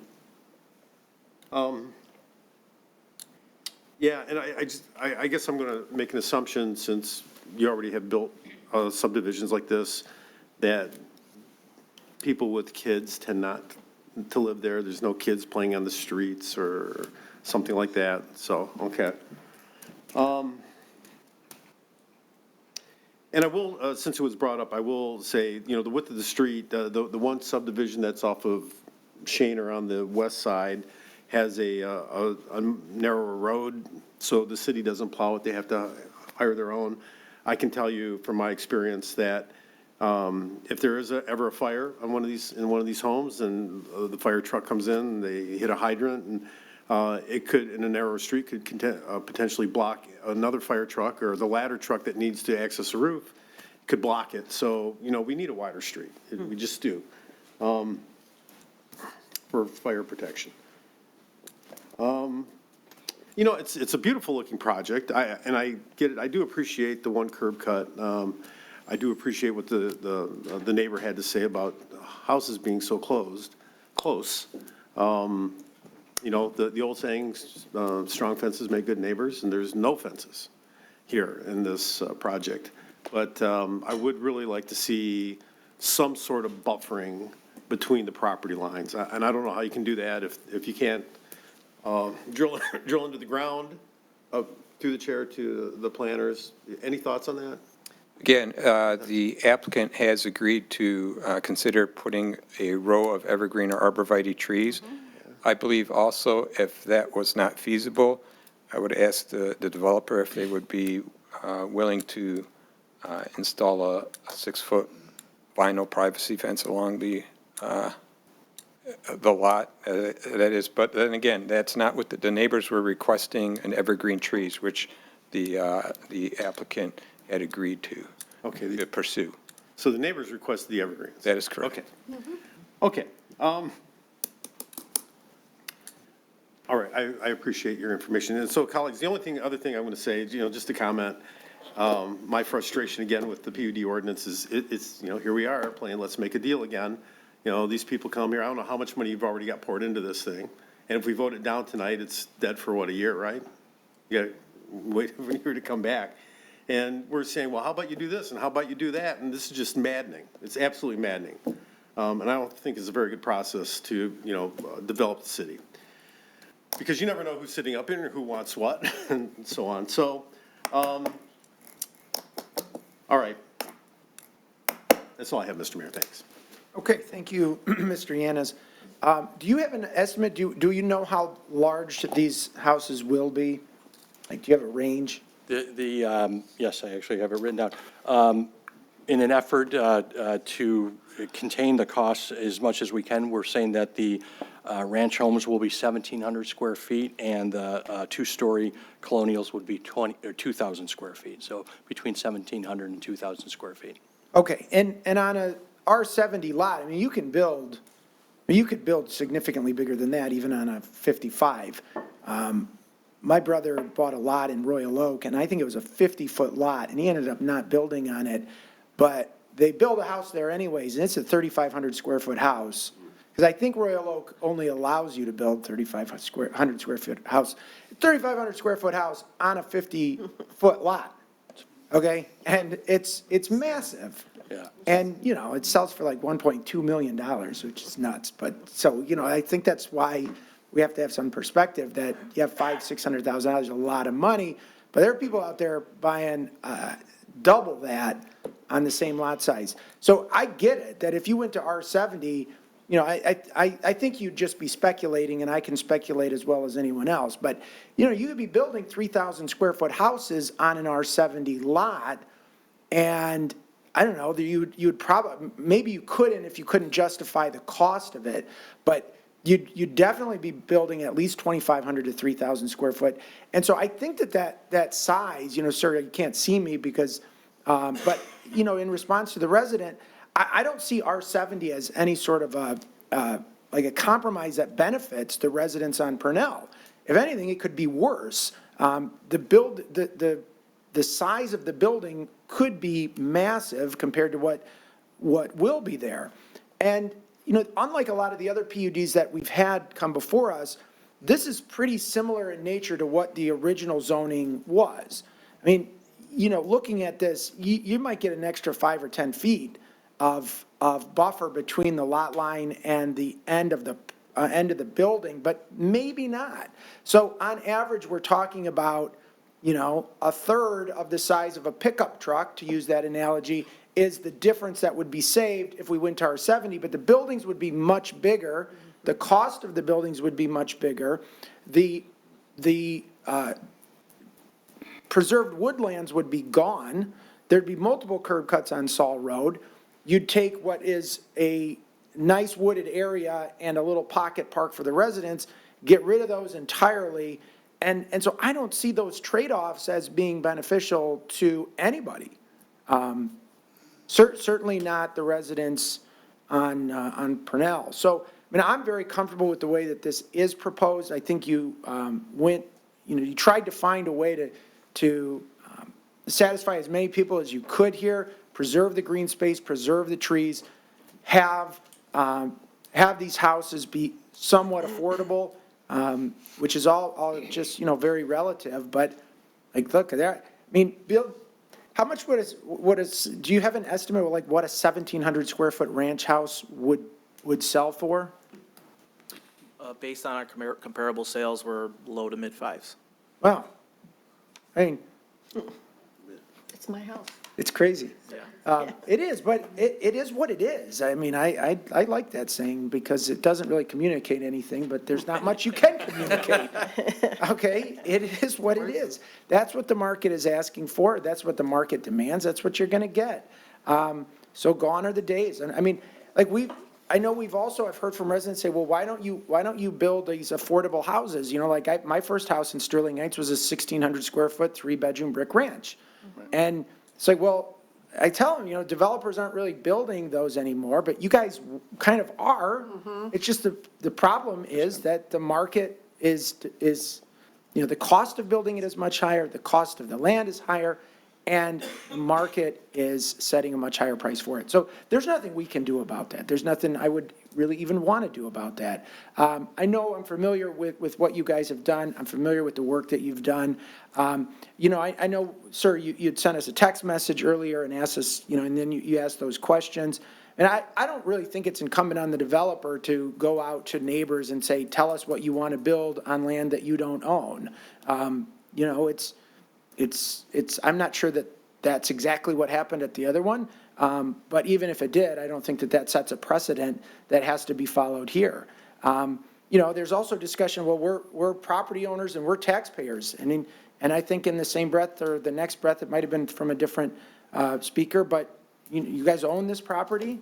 So you own this, they own this property. They're paying taxes on this property. They're paying a lot of taxes on the property probably. So, so that doesn't really appeal to me either because they're property owners too, 4.5 acres of property in Sterling Heights. So they have rights and they, to me, this isn't like a lot of the PUDs. It's like, I get it that the developer is trying to get the most they can possibly get with the least amount of hassle so they can maximize their profits. And maybe it's fair to say that that's what this developer is trying to do too, and I wouldn't begrudge them if they were. But the reason I see it differently than a lot of the other ones that have come in the past, ones that I've voted to approve as well, is that this does appear to me to be a compromise in a way to keep the properties affordable, to get a very nice quality development, to preserve the green space, and to do it in a way with the least amount of impact on the neighbors to the north.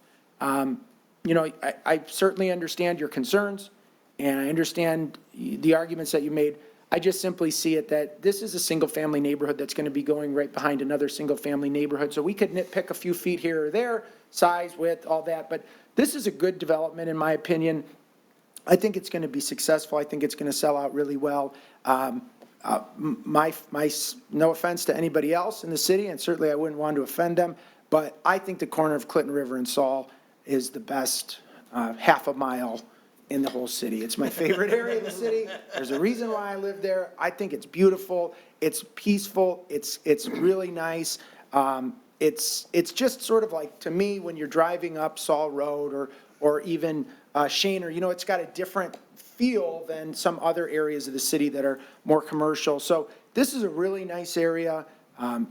Miller's and some other great things are right around there. So I think you're going to do really well in this area. I'm curious to know it's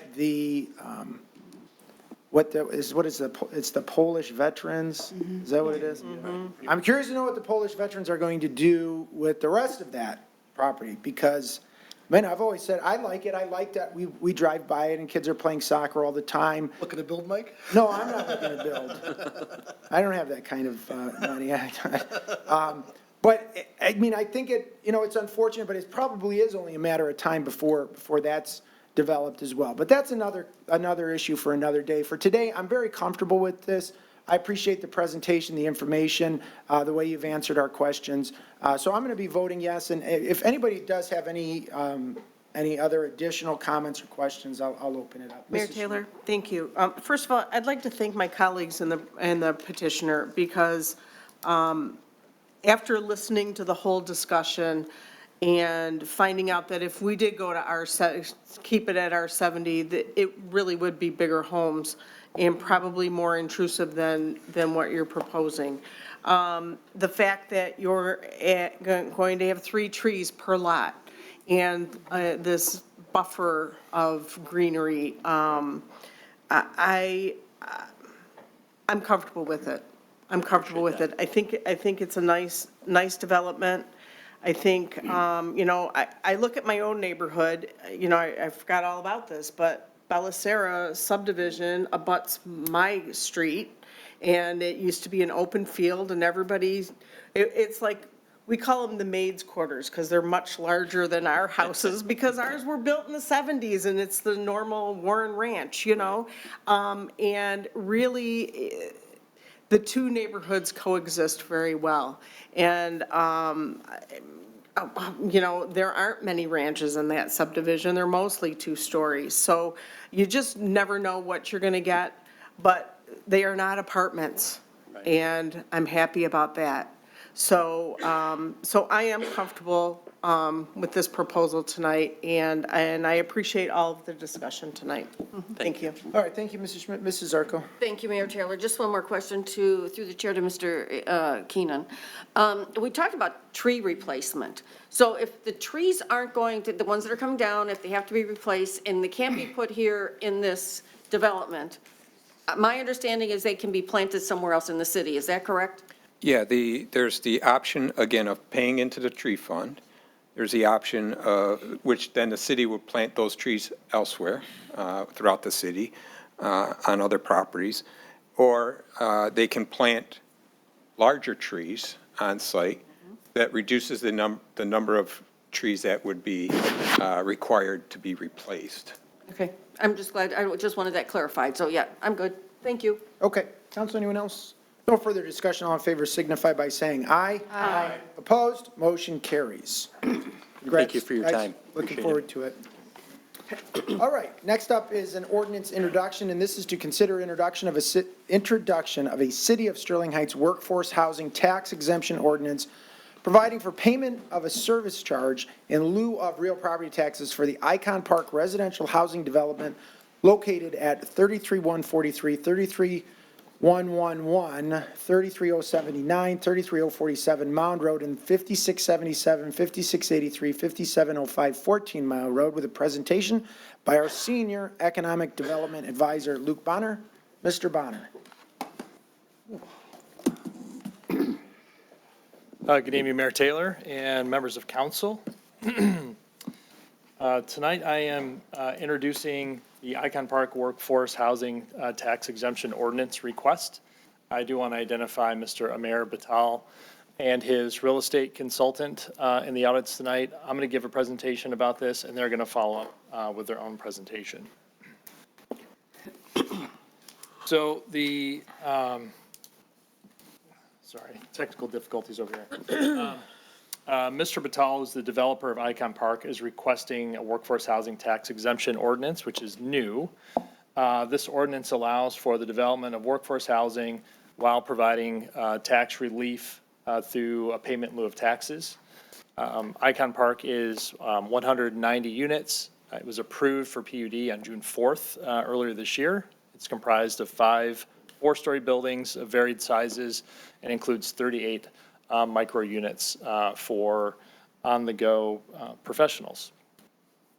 To facilitate this, this request, this was actually part of the Michigan State Housing Development Authority, or MSHDA Act, which has been in place since 1966. We have received and reviewed pilots in the past. This is actually a pilot that's focused on workforce housing.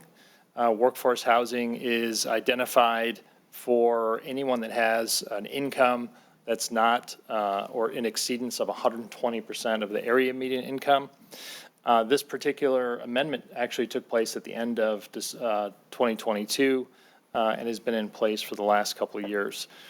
This also works typical of our other pilots that we've approved. There's a payment in lieu of taxes, and there's a municipal services agreement that accompanies it. Again, just to give you some idea of what the AMI looks like, or area median income looks like at 120%, here are some examples.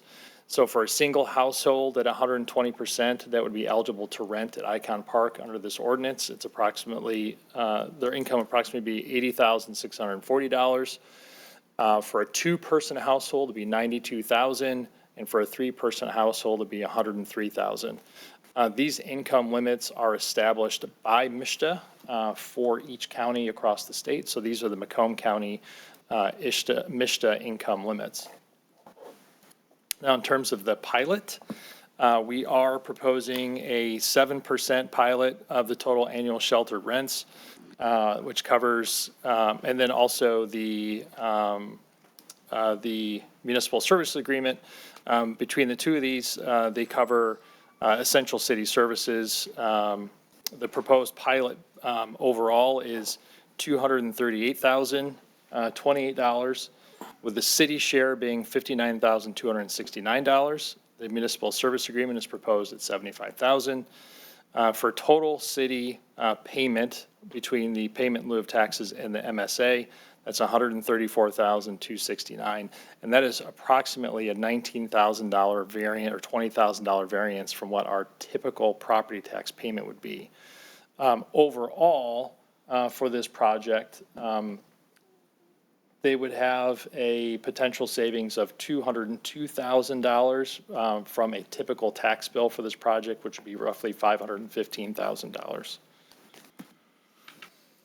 The service charge payments are due annually by July 1st. They're distributed proportionally to all of the other taxing jurisdictions based on their percentage share of that pilot. Full property taxes would be applied to non-workforce housing options, but that is not what is being proposed here. And we are looking at a 15-year agreement. And in addition, they do have they would have a deed restriction in place restricting the AMI of these units over that 15 years. They would also have the option that if the market, was great and they didn't necessarily need to have this payment in lieu of taxes in place, that can be repealed at any time. So in closing, before I turn it over to Mr. Batal, this is a great opportunity to support workforce housing, support affordable rents. Just to give you an idea or an example, we were just talking about Cranberry Estates. A typical mortgage for Cranberry Estates is about $3,200. That would be, anywhere from $1,000 to $1,500 more than what the proposed rents would be, at this location. So with that, I'm going to let Mr. Batal come up and go through his portion of the presentation.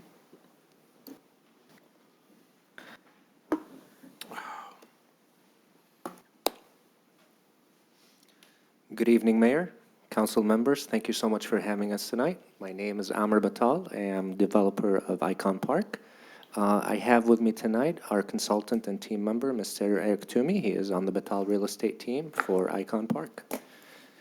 I would just want to go through a quick refresher. Some of these slides are repetitive from our June City Council meeting for site plan approval. Icon Park is a 190-unit multifamily development located at the corner of Mound and 14 Mile Road. It's designed for innovative and attainable living. This is our site plan, which consists of a total of 7 parcels. 288 spaces were provided for parking for the residents of Icon Park, 5 buildings for a total of 190 units.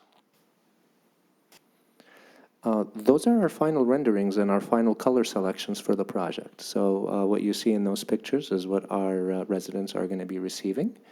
And if all goes well and we are able to get approval on this pilot, we should be sailing and setting plans to break ground this upcoming January. This is the view from Mound Road as we enter into Icon Park off of the Mound Road entrance. And with that, I will turn it over to some financial data that Mr. Eric Toomey will be sharing with you. Thank you, Amr, and thank you for having me. Nice to meet all of you. My name is Eric Toomey, and with the team. And so what you see here is a chart showing, comparably to what Luke just presented with respect to the incomes. So with the pilot, the question is often asked, who's being served with this pilot? And what you see here are the AMIs that are published by HUD and administered by MSHDA, between 80 and 100%, or 80 to 120% with the 1-person, 2-person, 3-person incomes. And you can see on average throughout those, you're looking at, with the micro units and the 1-bedroom units, you're looking at someone that's probably the 1-person household. So those incomes are ranging from 80% to 120%, between $53,000 to $80,000 a year. On average, just taking a straight line average of those, that's about $67,000 annually in income. In the next slide, we're going to show, well, who is that? Like who actually makes it as a professional? Who makes that $67,000? But in exchange for that, you can see what the rents are. Again, this is published by MSHDA every single year and administered. An 80% AMI for a 1-bedroom household stipulates that the rents for 2024 would be $1,344. For a 2-person or for a 1-person household that is 100% of AMI, that's $1,680, and for 120% AMI, that would be $2,016. So on average, that's $1,680 for these units. I think it's important to note that what the project is currently contemplating and assuming in terms of those rental rates, they're actually a little bit lower than that. So the studio units would be renting for about $1,250 a month. The 1-bedrooms would be renting for about $1,550, and the 2s would be around $1,850. And so we're really creating that attainability. And so I don't mean to demean any other project that came before us as it relates to the cost of new housing. But to the extent that it's $3,300 a month for someone to come in and buy a new home, this is an opportunity for someone to come into Sterling Heights or to even age in place at Sterling Heights at really attainable rates in a beautiful product. You saw the material composition, you saw the amenities, you've seen the site plan, and it allows for that attainability. So next slide is, so who are these people? I think it's often asked, well, what are the professions within those income brackets? An 80% AMI individual, we're taking data from the Bureau of Labor Statistics, and you look at sort of industry classifications, and just giving an idea here, insurance appraisers, fundraisers, and the IT specialists, architects. At the 100% AMI, you're looking at, well, a landscape architect. He was just standing right here. So now we know how much he makes. He's not buying there. No. More than that. 100% AMI are property appraisers, hotel managers, human resource specialists. Interestingly, at the 120% AMI for a 2-person household, They say for the metropolitan statistical area, which is the 7-county region. We just heard a lot about 7-county regions and everything last night, but farmers and ranchers, oddly enough, are in that bracket: accountants, loan officers, web developers. I think when you look at this, what we're trying to communicate is these are working people. These are educated people that are often, most recently in particular, being priced out of new construction. And so this is an opportunity for people to be able to move here, live here, build a family here, age in place here, with attainable rents in a beautiful project. Next slide, and I'll pass this over to the benefits of workforce housing, back to Amr. Thank you. So I just want to also reiterate those financial data that Mr. Toomey has shared. I mean, with our micro unit, we're sitting right about 75% AMI. And then with our 1-bedroom and 2-bedroom, we're sitting right around 85% of AMI based on the statistics that are being shared from MSHDA. So with that said, if we want to talk about what it would be our benefits for having this pilot program in place for Icon Park, one of my favorite is fulfilling a critical need. And this is very true because working families and households intended who earn too much money will not be eligible for affordable housing, but also struggle to afford market rent because of the housing costs that are involved. So the pilot will definitely bridge that gap and allow those folks to be able to get into Icon Park and enjoy a brand-new residential development. Social benefits also play a big part of this. Most likely our renters of Icon Park are going to be either young professional or early nesters, and we're able to create a community and a cohesiveness between those two groups that can live in harmony together by having that affordability and attainability factor with Icon Park. Lastly, I think it's interesting, the calculation that Luke provided you with respect to the additional tax base. Looking at the local millages, you're actually getting, you're providing this exemption, but you're still maintaining the local taxes for the project. So it's really looking at, and not only that, you're getting this MSA, this municipal services agreement, this true lump sum amount that's coming to the city to provide for specific services like police, fire, ambulatory services.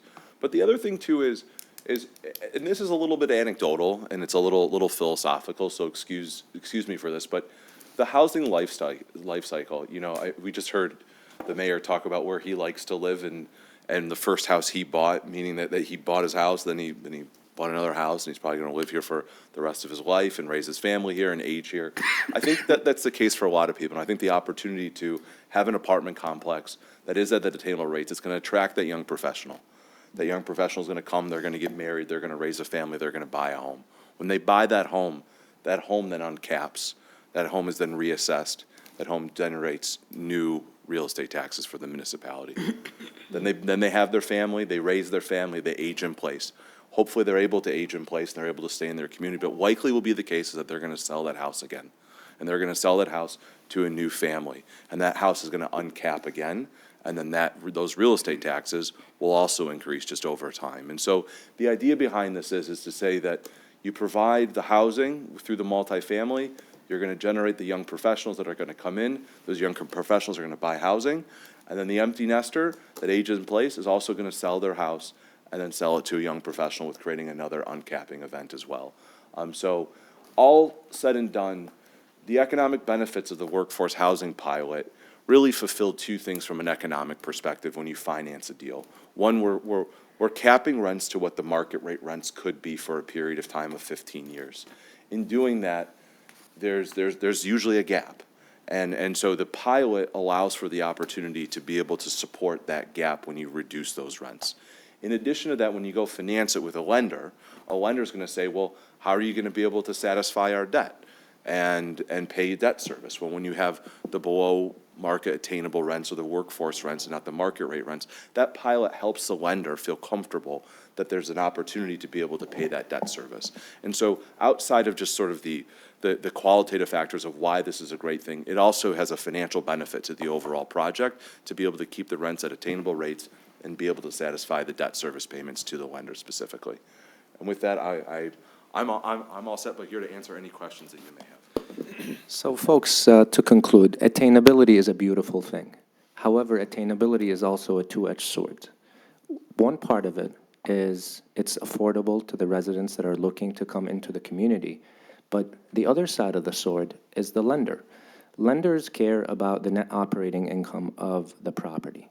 And with higher taxes and a higher obligation to the city to pay those taxes, it reduces the net operating income of the project, which leads to some issues with debt service coverage. So we feel that the pilot would bridge that gap between us and the lenders. And in fact, on the way here, I got a text message from our lender that's looking to finance this project, and they're asking me, what is the feasibility of this pilot, and did we get the pilot approved?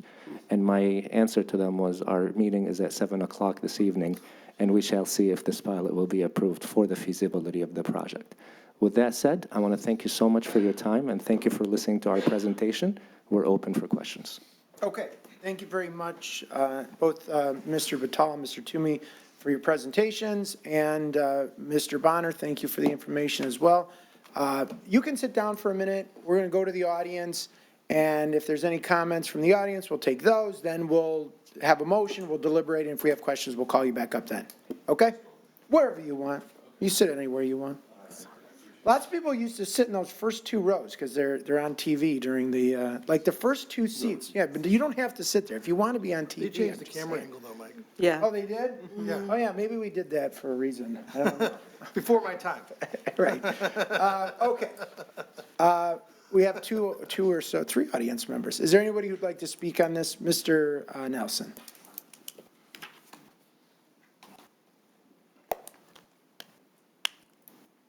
Ken Nelson, Fire Steel Drive, Sterling Heights.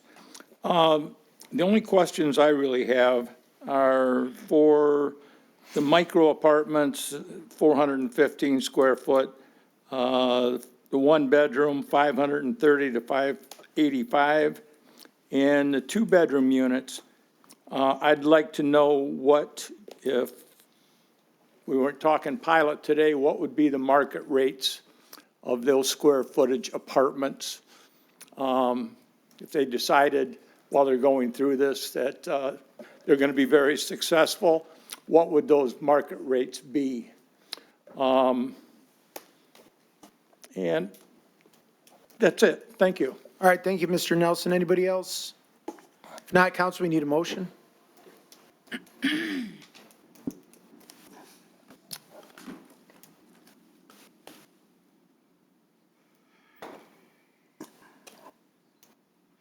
Mr. Mayor. Mr. Yanez?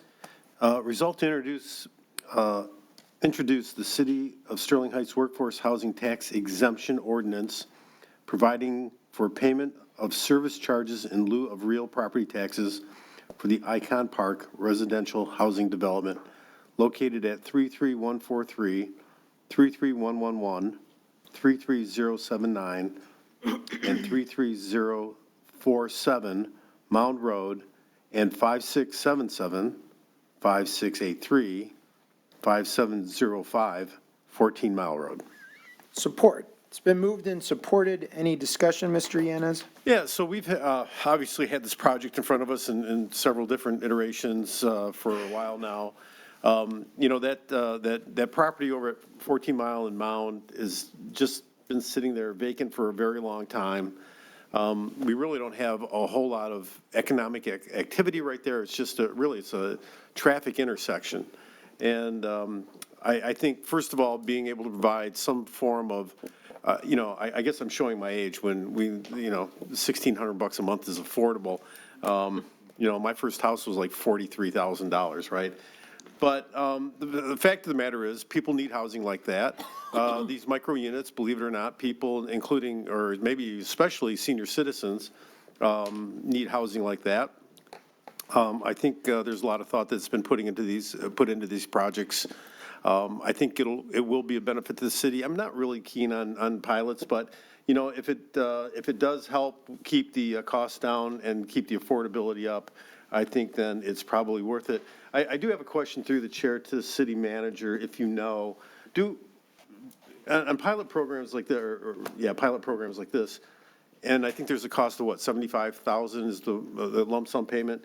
Do we keep costs of the EMS, fire, police runs to a particular project? I'm just curious if we've ever like gone over the $75,000 or whatever that some pilot program gets. Mr. Vanderpool? Thank you, Mayor. Councilman Yanez, we can certainly track those numbers. We can tell the number of runs in any given years. I can't tell you off the cuff here if we've exceeded the amount, but through analyses on average, that is supposed to, the formula is supposed to cover the number of runs. So I suppose it depends on the unit, but I can certainly get some information for you on some existing pilots. And if we find out that there's a lot of services being used in one, in the project, is that number negotiable again? Renegotiable? That 75,000, if we find out we're spending $90,000 in services at the project, now it's costing the citizens money, can we renegotiate that amount? Mr. Vanderpool, and if you find out you're using less services than I'm paying in taxes, can I negotiate that too? No, it doesn't go that way. It only goes our way. Never in my life. Thank you, Mayor. Councilman Yanez, it is a formal agreement that you're agreeing Okay. to, so I don't believe we can renegotiate it at certain times. But as mentioned earlier, there is an opportunity for the petitioner to opt out if they want to resort to more market rates at any given time in the future, which would kind of address your concern. Yeah, I get the mayor's point, and I can tell you from having worked the job, we do have people that use far more services than other people, and we don't charge them any more, we don't charge them any less. But, you know, this is a pilot program, you know, they're not paying property taxes, so they are getting a bit of a special break. It sounds like they're taking the money and using to reinvest in the property, or at least help keep, you know, with the financing, to keep the rates down, to keep the rates more affordable. And again, I think this is for that corner, I think it's a good project, and I'm going to support it. That's all I have, Mr. Mayor. All right, thank you, Mr. Yanez. Anyone else? Mr. Mayor, Mr. Radke? briefly, I guess, through the chair to Mr. Bonner, when negotiating the pilot, we get a municipal services fee for the project, but then we zero out essentially all the other taxing authorities for the pilot, correct? That's correct. Yep. If we didn't want to, could we negotiate a pilot differently to give some of the tax money to other organizations? Or are we limited to only take for municipal and then zero out everything else? So we're only limited in the pilot payment to essentially reimburse the other taxing jurisdictions. I am not understanding this. That's my question. So like, Icon Park is a workforce housing development. Right. We're zeroing out the smart bus tax for this facility. I can understand schools because there's not going to be a lot of families, I assume, living in a 400 square foot apartment. But why would we, if we wanted to, do we have to zero out the smart bus payment, or could we collect that tax and reimburse smart? We are essentially doing that in the pilot payment. That's exactly what it is. So we would take the total collection, and then based on the percentage, like our millage rates are, we would take the apportionment of the pilot payment and return it to each of the taxing jurisdictions. Okay, but 7% of it essentially. 7% total is what we would collect, and then of that 7% is how we would break that up amongst the taxing jurisdictions. So it wouldn't be just the city getting a payment. We have the ability to get the additional municipal services payment. Right. But the pilot payment itself, which we're projecting this, is about $238,000. So that is broken up amongst all the other taxing jurisdictions. So you asked about SMART in particular. Right. So SMART essentially would get about $3,300 from that pilot payment, which is a variance of about $5,000 of what they would normally get from a property tax payment. I was just curious if we could negotiate a services agreement for that taxing authority. I guess the question would, I see a city attorney saying no, if we can't do that. To the chair, to the city attorney? Mr. Koszybski? Thank you, Mayor. Councilman Radke, so the concept of the pilot program through the state allows us to take sheltered rents at a certain percentage, and that's kind of the discount that they're getting. Because the city has a disproportionate amount of services that we provide compared to other communities, the state lets us essentially get a separate municipal service agreement to cover first responder, police, fire. You answered my question. I kind of agree with Councilman Yanez. I'm not a huge fan, but I can understand the affordability angle. I think that if one entity has an opt-out, we should also have an opt-out, but that's just my fairness factor for when I negotiate an agreement. You know, if we let one agreement opt out, it's all plus for him and all negative for us, because he could take the payment and run. But as it stands, I guess I'm going to support this. I'd like something built on the site. I mean, I think he's going to continue negotiating until he gets what he wants, because it's come to it for us like 4 times now. So I'm happy to sign off on this, I guess. All right, thank you, Mr. Radke. Anyone else? Mayor Taylor? Mrs. Koski, I'll get you first, and then Mrs. Okay, through the chair to Mr. Bonner. The pilot estimate is $238,028. The savings on taxes to the property owner would be $202,335. Is that correct? That's correct. Okay. They've been approached from a lender. Maybe you could answer that question for me. Would you like to come up to the podium?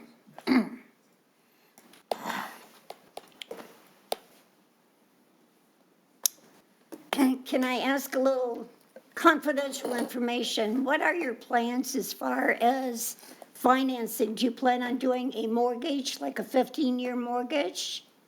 Happy to go over that. So there's 2 legs to the financing of Icon Park. The first leg is the construction loan. And the construction loan will be on draws until the project is completed. And then the construction loan will have a period where we would have to pay off that construction loan. So once the project is fully constructed, and then we begin pre-leasing, and then hopefully we can lease out the entire project within 12 months, that construction loan will have to be paid off, and then a permanent loan will have to come in place. Typically, a permanent loan would be like an institutional loan through Fannie Mae or Freddie Mac, or it could be through HUD. And those are very long amortization. They're usually a 30 or a 35-year amortization, and that loan will be the loan for the life of the project. Okay. And that would be paid off when construction is complete. That would pay off the construction loan. Now, with a construction loan, sometimes you pay interest only, sometimes you make no payments until the term ending. That is correct. The construction loan is an interest-only payment throughout the duration of the construction loan. Okay. You are not going to be collecting any rents until the project is completed, obviously, until they move in. That is correct. You are not going to be making any payments to the city as far as any kind of service fee or service charge until the year 2027. I believe so. I just don't have the service agreement with me right now, but I'm happy to. Shame on you. That's when you're projecting that the project is going to be complete, and I'm assuming rented. If my memory serves me correctly, it's whichever is sooner. If the project is completed prior to that date, then the municipal service agreement will kick in. We are anticipating a 17 months construction timeline. So if we are set to break ground in January, we should be wrapped up around July of 2026. Okay. What kind of property taxes are you going to be paying, if any, from, let's say, today until your first pilot payment is due? So a city assessor typically will visit the project as the project is being constructed, and as the project is being developed, more value is created because more buildings are coming up and more buildings are being finished, and that property tax will be reassessed along the project on an annual basis. So whatever the condition is of the property at that time. That is correct. Can you tell me what you project as your rent per year, total, in the pocket? Are we referring From to the gross rents or to money in hand? net operating income? Is that before or after we service the loan? Before you service the loan, how much are you going to gather to make your loan payment from the rental? Just around 2.1 million. 2.1 million. And what do you project your interest rate or your payment? What do you project your payment to be? We're talking about the end loan now. Yeah, our net operating, or let's call it our net cash flow, after all the service of the loan is paid, would be right around $400,000. 400,000, I'm sorry, I have a sinus infection and I cannot hear out of this ear, so I'm having trouble hearing you. So your net profit Is about $400,000 per year, provided a 95% occupancy rate. not a bad income. What constitutes the monthly rent? Rent plus water, sewer, electric, what do you pay as the landlord that you include in the monthly rent? So water will be included in the monthly rent. Electric would be the tenant's responsibility. There is no gas at this project at all. Okay, so everything is electric and it's paid separately by the tenant. That is correct. Only the electric bill is paid by the tenant. Water would be included. Okay. And the service fee includes what exactly? Which Police, fire, the service fee to the city. police, fire, EMS. Okay, then what is the 75,000 for? I thought that was for the police.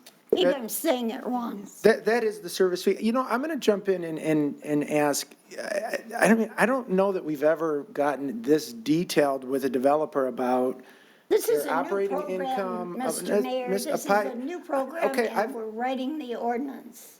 We have a pilot, we've done pilots in the past. I'm just saying, I think it's borderline inappropriate to be asking him about his operating income, about his profitability, about his interest rates that he's going to be paying, about his, I mean, to some extent, you can just look at what his rents are and how many units he has, and you can kind of figure out what his revenue is going to be. But I'm not sure that, we've never done this before, where we've asked a developer to get that deep into their personal finances or their finances relating to the development. So I just would be curious to know where that's going. How many of these workforce ordinances have you done? I'm not on the spot to answer your question. I'm telling you my perspective. I'm telling you that this is brand new. Okay. And we are creating it. And I want to fully understand, because we just had an election, and we had a millage proposal on it. And we said to the people, we don't have any money to put in sidewalks or trees, so therefore, if you want sidewalks and trees, you have to pay an increased millage. Now we're turning around and we're going to say to this gentleman who has a very, very nice project, we'll give you a break on your taxes. We'll let you save. And I lost it now. How much are we saving? 200 and some? That is correct. We're going to give them a break in what they have to pay. I want to make sure that they deserve that break. Otherwise, my vote is no. Look, So if you feel free that to I've ask asked any too many questions you want. questions, I'm just saying. I am going to say thank you very much. Good luck with your project. Okay. Council, anyone else? Mayor Taylor. Mrs. Zarko. Okay. Through the chair to Mr. Bonner. This is like the third pilot program that's come before us, and we put everything into place, and they never come to fruition. What happens after the petitioner leaves here and has to go, whether it be to the state or where, financing? What happens that the one I'm thinking about is the one that was like on Red Run behind the Clark gas station.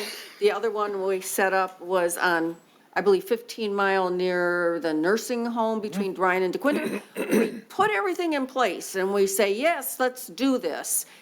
And then it never happens. So what can happen after this is either approved or voted down tonight?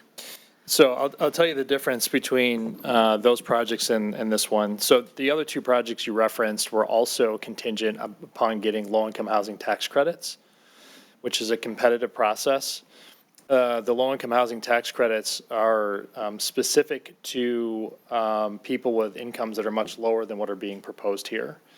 Those are also, those two projects also required MSHDA financing to pair with it.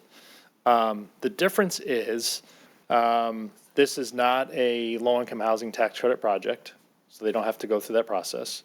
They're going through traditional financing. Why we're requesting and supporting the pilot is, someone from the audience asked about what are the market rents. So the rents that they're proposing here are actually the market rents for this part of the city. So they're not artificially making their rents low to cater to a certain person at a certain income. These are what the rents are. And so based on that, the rents can only sustain a certain amount of financing without additional support coming from the pilot payment. To give you an idea of what the per unit taxes would be per month, at the typical property tax rate, if it was assessed normally, the units would be paying about $225 a month in property taxes. So that's a material effect on the overall rent that the renter would have. With the pilot in place, there would be a difference of about $122 a month. So with the pilot in place, it would be about $104 per month that renter would be paying essentially in property taxes. So this program is to provide that amount of savings per month in order to keep the rents at the market level here. So they couldn't rent these at $2,500 or $3,000 a month because that is what the market is at 14 and Mound, essentially, if that makes sense. Okay, so this is workforce housing, which means their income is going to be higher in order to be able to move into this project, correct? Correct. Okay. Yep. Nothing further. Okay, thank you, Mrs. Zarko. Council, anyone else? Mrs. Mayor Taylor, through the chair, I guess to Mr. Bonner. So the amount that we have on this nice little chart, and I thank you for it because it's very easy to understand. Thank you, Mrs. Varney. This is just for this year, and will it change as assessments go up? I mean, a regular home buyer's assessments go up, by inflation or 5%. 5%. Does this stay stagnant for the next 15 years? Is whoever wants to answer it? So the part that's the pilot, that's 7% of the contract rents, that would change based on what the contract rents are. So for this, we estimated based on the developer, 3.4 million in contract rents times 7%. There is an inflation multiplier in the 75,000, so that will go up by inflation every year. So it doesn't go up in value like a home, but again, the 7% is based on rent, so if rent were to go up, our 7% would go up, and the fee has an inflation multiplier. So I'd like, if I could, I'd like to point out a couple things so first of all, the current taxes that are paid on these properties are $25,000 in total. So, this sheet shows how much the developer is saving if they developed the same property and paid full taxes. Yes, there's a savings, but compared to what is being generated right now on those properties, it's an increase for all taxing jurisdictions. So it depends on how you look at it. As Mr. Yan has said, this has been sitting vacant for years and years. So this is an increase to everyone. It's just less of an increase than if, they paid the full taxes. And again, just to point out that for the city, we get our portion of the contract rents plus the 75,000, which keeps us not exactly whole, but pretty close to whole compared to the other taxing jurisdictions. So I guess my only other question is, like, does Warren Con and Macomb and MISD, do they have a say in any of this, or does the state give the city the authority to do this? The state is always giving the cities under the MISTA Act the authority to enact these pilots. So they have no say? Correct. Okay. All right, I have nothing further. Thank you. All right, thank you, Mrs. Schmidt. Council, anyone else? Okay, I'm going to support this. There you guys are. So I appreciate you being up here and answering our questions. I think it makes sense. I understand, that the financing just doesn't work. And so we've asked for other projects where the developers just say, I can't do that. We can't get finance for it. We can't make it work. So this seems to be like a very good solution to the issue. The city is almost, as Ms. Varney just said, almost at the exact same level it would be if we just taxed you based ad valorem like everybody else typically. But this is I think it's a great project. I remember we've seen it twice at least now. You guys do a great job explaining it, giving us the visuals, painting the picture, showing us what it's going to look like. I think it'll be a great addition there. And if this is what it takes in order to get the financing through and so that you can make it, how much can I ask you this? I mean, I know I just asked Mrs. Koski to kind of limit the personal question. What is your investment? Can you tell me what a project like this costs? 5 buildings, the land, what is the investment in Sterling Heights? $38 million, Okay. Mr. Taylor. Okay, $38 million. So I would say, look, $400,000 is a good income. That's a lot of money for somebody to be making. But on a $38 million investment, I mean, you got to just go put that in the S&P 500, if I'm being honest. You make a lot more money, 30% this year, but that's a different story. $400,000 is a lot of money. But on a $38 million investment, I mean, okay, thank you. You're very welcome. And All right. I wanted to mention that to Ms. Koski, and I'm glad that you mentioned that, is, a CD today earns about 5.5% on the money, and there's a down payment component to that $38 million. And if we look at the return on cost, which is what we have in down payment on this particular project, we're just a little above 6%. So we're performing about 0.5 point better than the money that's sitting at a CD at a local credit union. So I just want to bring that up to your attention. Yeah, with a lot less risk in the CD. I mean, a lot less risk. That is correct. There's not a lot riskier than building what you're doing. So I commend you. I think it's actually like a service to the community. It's a benefit to the community. People need this type of housing, and so I'm happy to support it. And so that's that. So council, with no further discussion, all in favor, please signify by saying aye. Aye. All opposed, say no. No. Motion carries 6-1. Congrats, guys. Good luck. Looking forward to seeing the groundbreaking and seeing it come alive. All right? Okay, we will now move on to the consent agenda. Is there anyone in the audience who'd like to speak on any item on tonight's consent agenda? Mr. Nelson?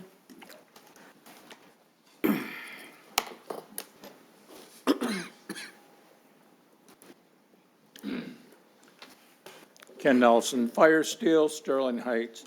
I'd like to make mention of item 8F, which is a complete surprise. I want to understand this process of, a year ago, we signed a consulting agreement to do a traffic study and look at traffic calming and everything else. I think I'd like some explanation, and I see Mr. Bashaw is here. Do we take out the speed bumps or what do they call them? Speed pads. Do we take those out in the winter? Or are they subject to our plows? And how are they taken out? I don't remember this even being discussed until tonight, and it was going to get pushed through on a consent agenda. Well, it still is. About, we're going to put on pond view. We're going to try another suggestion. Who said that was okay? Okay, I'd like the answer. We're going to go do that. We're going to say, let's go put in more traffic calming. We're looking at putting in more of the speed pads, which I don't know. I went over them pretty good the other day on Brome. So I don't know what kind of speed we're going to stop over there and with those. So basically, it's the consulting agreements that we sign. I go back to some of the marketing consultants that we hire. Do we lose control of them completely? Do you guys lose control of them completely? I know you don't, Mr. Vanderpool. How does this work? And this time I'd kind of like an answer. You know, I'm really getting sick and tired. I'm a citizen in this community, just like you are. I ask a question, and you pick who you want to ask, who you want to answer, and every one of them, it's just, let's go on. I appreciate Mr. Bonner bringing up my question about market rents. So, thank you. All right, thank you very much, Mr. Nelson. Anybody else on the consent agenda? Not, Council, we need a motion. Mr. Mayor, Mrs. Koski. move to approve the consent agenda as presented. Support. Been moved and supported with no discussion. All in favor signify by saying aye. Aye. Opposed? Motion carries. Next up tonight is a consideration item, and this is to consider approval of a collective bargaining agreement and memorandums of understanding between the City of Sterling Heights and Sterling Heights Police Officers Association, Michigan Association of Police for the period of July 1st, 2024 to June 30th, 2027, with a presentation by our city manager, Mark Vanderpool. Mr. Vanderpool. Mayor, in the interest of time, if you don't mind, I'll summarize consideration items A and B. They're very similar. The City Council has heard a number of these presentations over the past year on our new CBAs, and the ones before you this evening really just mirror those. So, but I'll summarize them quickly. In July of 2024, the City Council approved 4 new collective bargaining agreements. These new CBAs are unprecedented in their focus on ensuring that the salary and wage structure for each of the bargaining units placed the city in a competitive position for not only recruitment and attraction of talent, but also in retaining our employees. It goes without saying, we've had a very tough labor market the last few years, and staying competitive is a top priority. With 5 bargaining units having CBAs expiring on June 30th, 2025, the city made a strategic decision to approach the bargaining units prior to January 2025 with an economic proposal that has mirrored the ones that have already worked in DPW field and DPW supervisory. The overwhelming positive response to the city's economic proposal has resulted in additional tentative agreements before you this evening with the following 3 bargaining units representing general employees, and they include the Michigan Association of Public Employees Technical Office Employees Union, the Michigan Association of Public Employees Supervisory Employee Union, and also Sterling Heights Executive Group. And I'll also touch on, after those 3, the police officers. The term of the proposed CBAs with the aforementioned 3 groups is for 4.5 years from January 1, 2024 through June 30th, 2029. Let me summarize briefly the key components. The new wage scales, like you've heard with the others, effective January 1, 2025, result in a base wage increase for members in the first year of 10% for all job classifications, and that includes hourly wage increases for part-time employees as well. And then in 2026 and 2027, wage increases will be 1.5%, and in 2028, 1%. For members of the 3 bargaining units participating in the city's defined contribution plan, the city's annual contribution to the members' account will increase from 7% to 10% over the term of the agreement.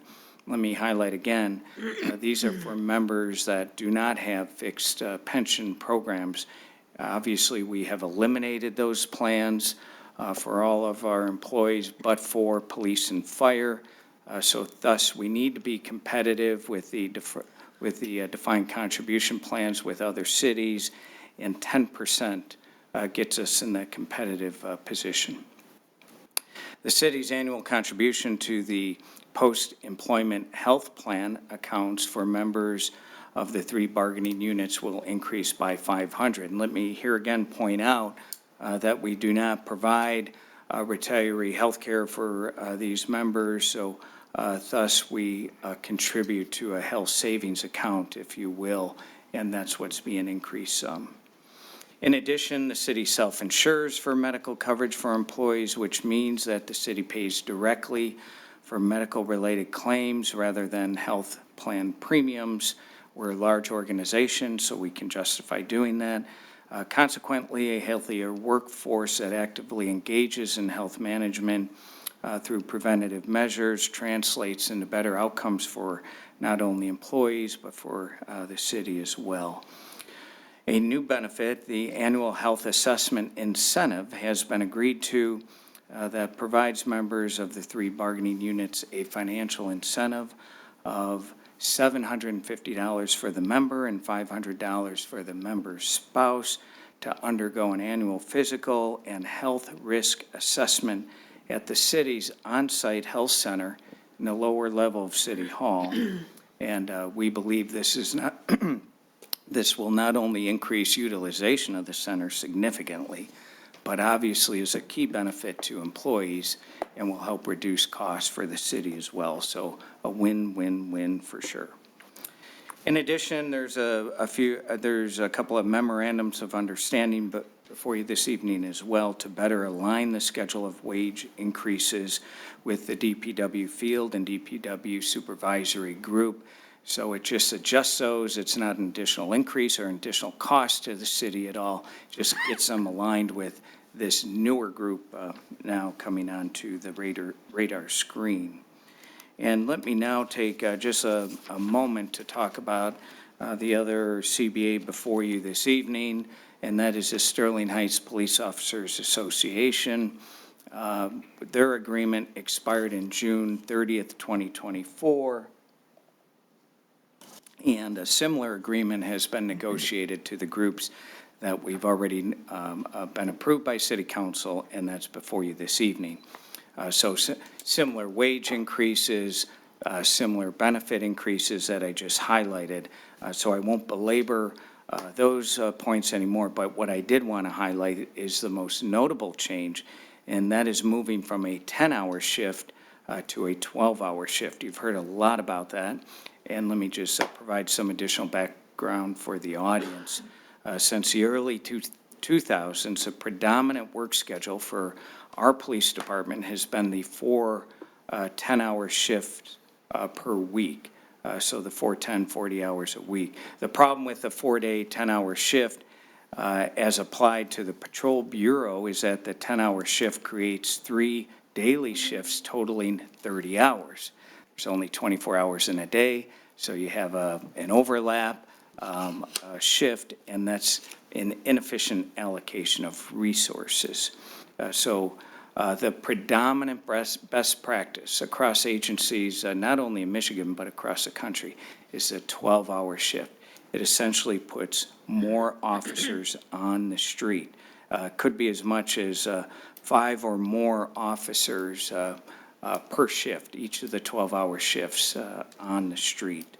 So that's an obvious benefit to the community. So that is the most noteworthy change. Again, with the police officers, it's all pretty much the same as the other ones that you've been approving and considering this evening.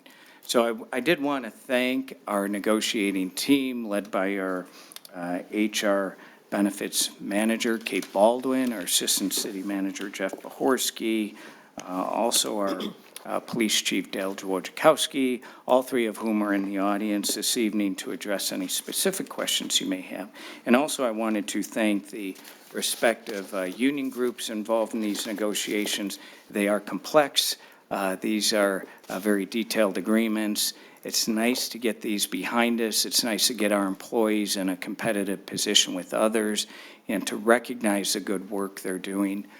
Keep our outstanding employees here so we don't lose them to other communities, and also continue to be a destination for employees to come here for employment when our employees retire. So with all that in mind, Mayor, I'm happy to address any questions you may have. All right, thank you very much, Mr. Vanderpool. Is there anyone in the audience who'd like to speak on this item?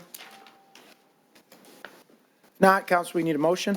Mayor Taylor, Mrs. Sarowski. resolved to approve the collective bargaining agreement and memorandums of understanding between the City of Sterling Heights and Sterling Heights Police Officers Association, Michigan, Association of Police for the period of July 1st, 2024 to June 30, 2027, and authorize the mayor and city clerk to sign all documents in conjunction with this approval. Support. It's been moved and supported. Any discussion, Mrs. Sarowski? Yes, thank you, Mayor Taylor. Just very briefly, and more comments than anything, but I do want to commend especially Mr. Bohorsky for working on this and the other staff for working to get this done, as well as the POAs for helping to agree to this. So as many of you know, I'm a nurse and work as a director of nursing, and staffing is my bane of my existence, for lack of a better term. And in healthcare, the 12-hour shift has become the best practice and just the best thing to do for staffing. It just works well. It works for the best coverage for all, because we staff 24 hours a day, as does the police department. And so it has become the only way to really ensure that you have best coverage, best overall maintenance of seamless care for patients, of course, but seamless transfer of making sure that there is no gaps within, I'm sure for the departments as well, that we don't have a gap in care or gap in coverage for safety and all of that, the patrols that would be needed. So I fully understand that this is a change for the department, it's change for the men and women who serve us, and it might not, change is hard, and change is difficult for everyone, no matter who is either enacting it or being on the recipient end of having to be the ones doing and working these changed hours. But I do ask for patience for those that are not very comfortable with this, for them to understand that this is truly, it works well, it does work best, and hopefully they will see that it works to their advantage, because a 12-hour shift, just a couple more hours than 10, we'll see, it usually flows. My staff, even when we first enacted it, found that it did not really change their days, but they found that they had more free time later. And I think that it will be, I know that it will be to the benefit of the city and our citizens. So I'm in full agreement of this, and I think it will be a wonderful way to make sure that we have enough people on the boots on the ground, as we say, and coverage for everybody that needs to do what they need to do. So thank you very much. All right, thank you very much, Mrs. Sarowski. Council, anyone else? Mr. Radke. Just briefly, Mr. Mayor, I appreciate the negotiations, and I think it went very well, and I think this is a great agreement that will both keep our city even safer while significantly raising pay for people who have been underpaid for some time. That's all I have, Mr. Mayor. All right, thank you, Mr. Radke. Council, anyone else? No further discussion. All in favor signify by saying aye. Aye. Opposed? Motion carries. Thank you to our negotiating team and to the union on that one. Okay, it's 9:34, so we're going to go out of order right now. We're going to take communications from citizens, and then we'll jump back to the agenda after that. So is there anyone in the audience who'd like to speak under communications from citizens? Mr. Rees.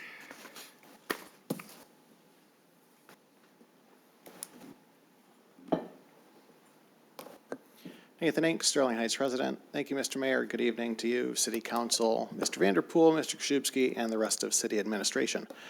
First, just wanted to thank my fellow voters for approving the Pathway to Play and Preservation proposal Election Day yesterday. I'm glad to see that a majority of my fellow residents share a desire to move Sterling Heights forward to become more connected, more accessible, and more sustainable. And I'm looking forward to seeing the implementation of the proposed projects.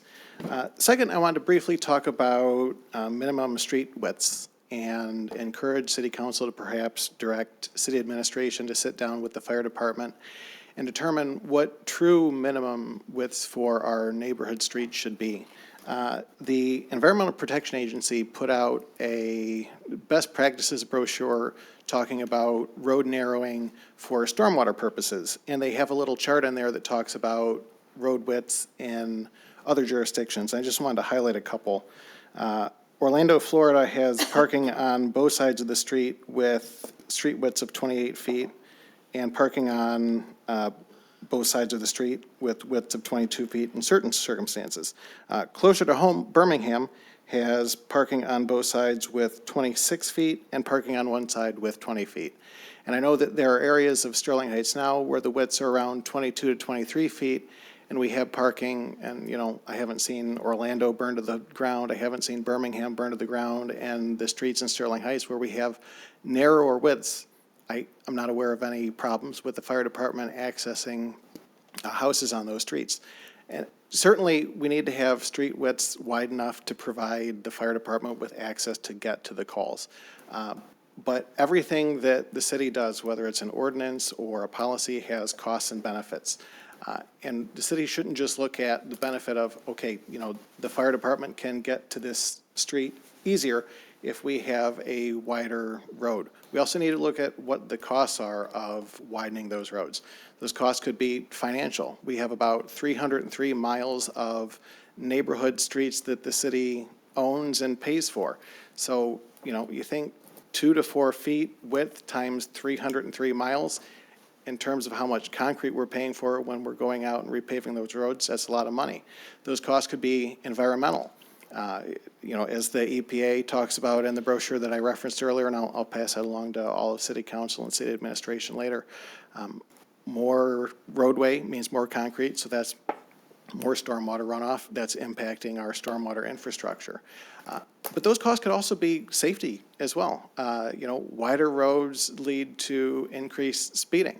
So if we shave off response times for the fire department by a few seconds, but we increase the likelihood that a kid gets hit by a car crossing the street by a speeding car, you know, is that a trade-off that we want to make? And those are policy considerations that, you know, they're difficult to assess. Again, everything has costs and benefits. I'm not saying that there's a right or wrong width. I'm just wondering if we've really done a deep dive of the data and trying to figure out, you know, do we want to have 28 feet roads because that's what something in a book said one time, or is that because it's what actually works for Sterling Heights? So I hope that city administration will take some time, talk with our fire department, and see what is the actual minimum width that we need that would best serve Sterling Heights residents. So thank you. All right, thank you very much, Mr. Inks, and good work. Anyone else under communications from citizens? Not okay, we'll close that portion and we'll go back to the agenda. We'll pick up where we left off. So up next is consideration item B. This is 9B. No, you had it right. You had it right. To consider approval of a collective bargaining agreement and memorandums of understanding between the City of Sterling Heights and bargaining units representing general employees for the period of January 1st, 2025 to June 30th, 2029. We already had a presentation, right, Mr. Vanderpool? Nothing to add? Nothing. All right. Is there anyone in the audience who'd like to speak on this item? Council, we need a motion. Mr. Mayor? Mr. Radke, I think he beat everyone. Okay. Can I read them all and we vote them all collectively, or do we have to take them one at a time to the city attorney? Mr. Krzyzewski. Each suggested action needs to be taken separately. Okay. Whoa. Just kidding. Okay, go ahead. Resolved to approve the collective bargaining agreement and memorandums of understanding between the City of Sterling Heights and the Michigan Association of Public Employees Technical Office Employees Union for the period of January 1st, 2025 through June 30th, 2029, and authorize the mayor and city clerk to sign the agreement and memorandum on behalf of the city. Support. Okay, it's been moved and supported. Any discussion, Mr. Radke? Just very briefly, Mr. Vanderpool laid this out, but I wanted to commend these bargaining groups for coming to the table early. We can give them a pay increase that we were going to give them anyways, and also knock these agreements out now.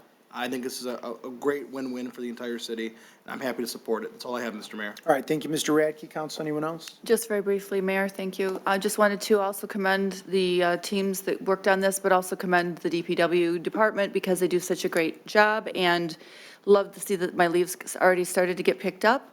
And also, it's coming up on winter snow season, and I'm happy to get them going because I like my snow picked up. Oh, I assume you mean you put them in a brown bag and the trash people pick up? No, no, street sweeping, getting them off the streets. They start. They're not doing that. You're not supposed to do that. No, I don't put the leaves in the street, but when they're there, my streets get cleaned. Who from DPW comes in and grabs it? Yeah, can you come to my house too next?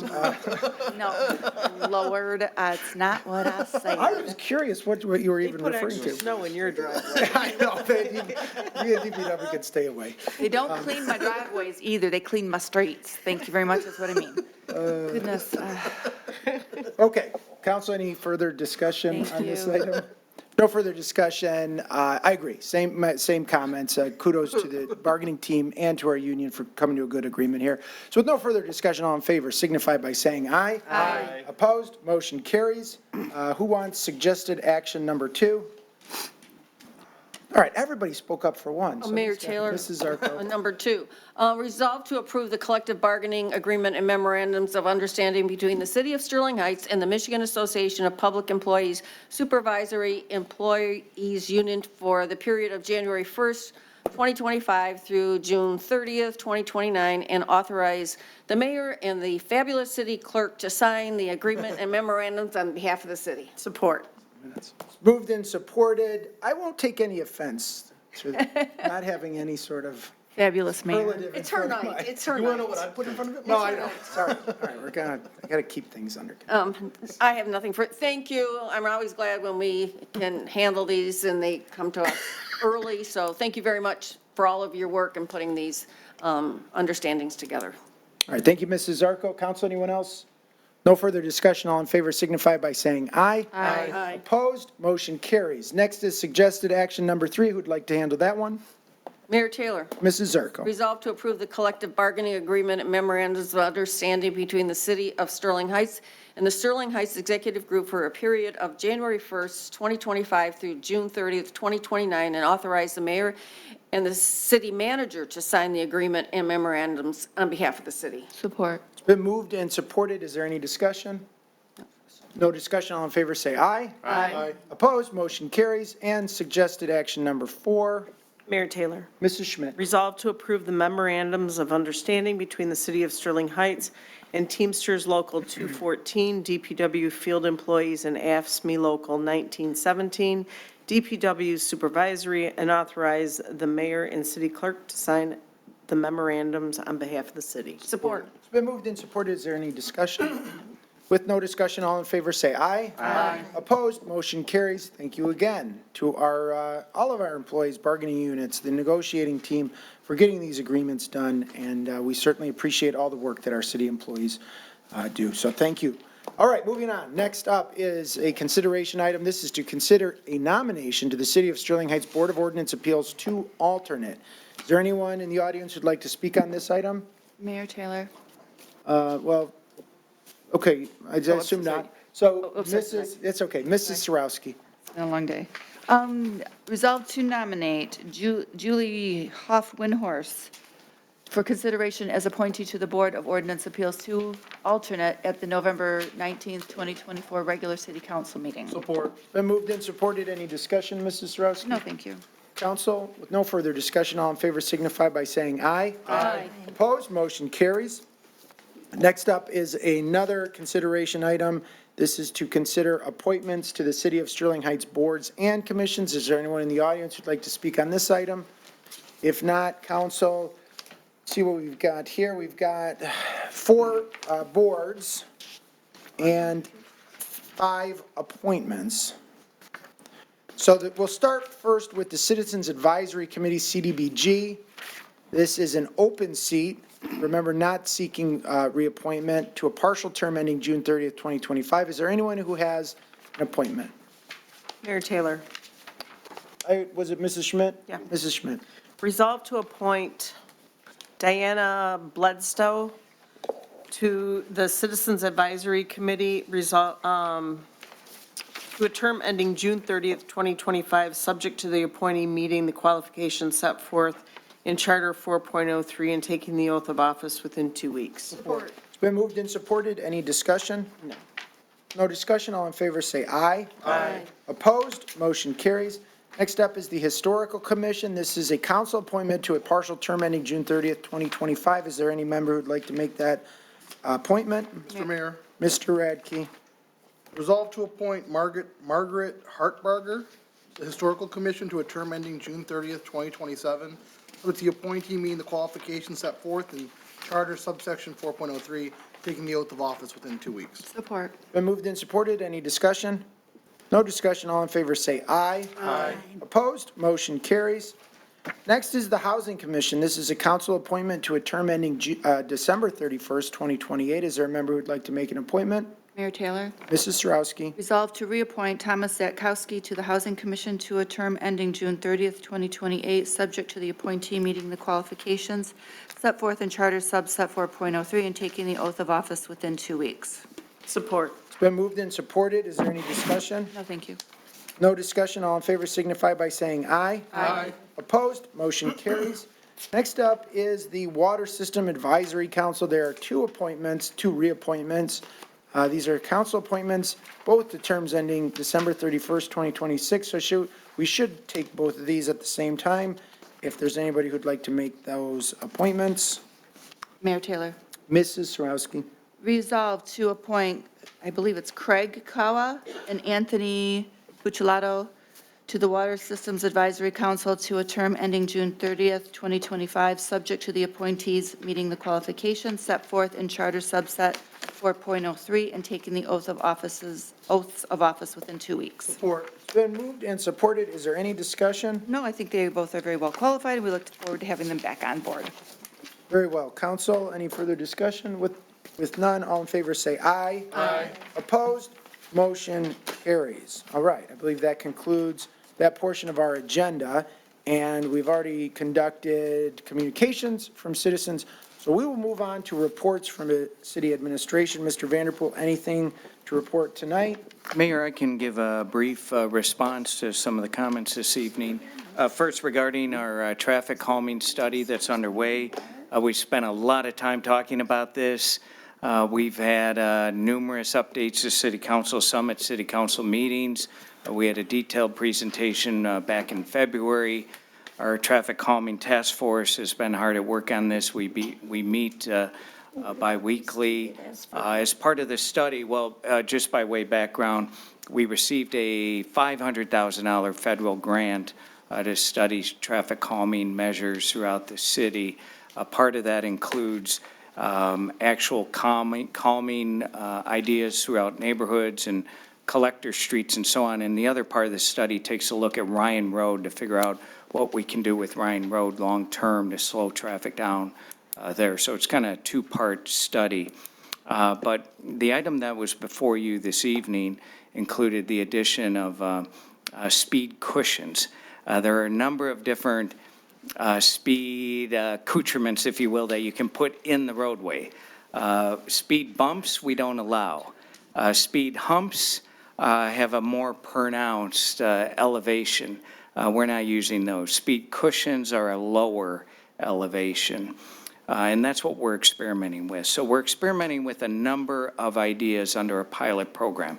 Speed cushions, little speed circles that can go in intersections in a neighborhood. There's a number of those that are planned throughout this pilot program. curb bump outs in neighborhoods that create a little shorter distance for pedestrians for crossing a given area, and also installing medians on wider roads, to Mr. Ink's point earlier, to calm them and create more green space. As we put these medians in, we're planting trees, we're creating better drainage and so on, and this is all part of the pilot program. In addition, all the flashing crosswalks that you see that have been installed pretty extensively now as part of this pilot program, some right out here on Dodge Park Road and across from Stevenson and other areas of the city. That's part of our traffic calming initiative as well. It's part of the Vision Zero, which means we don't want to have any pedestrian fatalities in our city, and we're doing our best to reach that objective. And this is a pilot program, so we're collecting pre and post data to see if any one of these measures work so that we can deploy them long-term as part of our regular process of improving roadways and so on in our city. And it's going to be expensive, but it's important long-term. I suspect that all of the initiatives will work in one way, shape, or form, and we will be proceeding with these on a more permanent basis. This is only a pilot program now. In addition, we're experimenting with pavement stamping, so motorists can see speed limits on the pavement as they're driving through neighborhoods.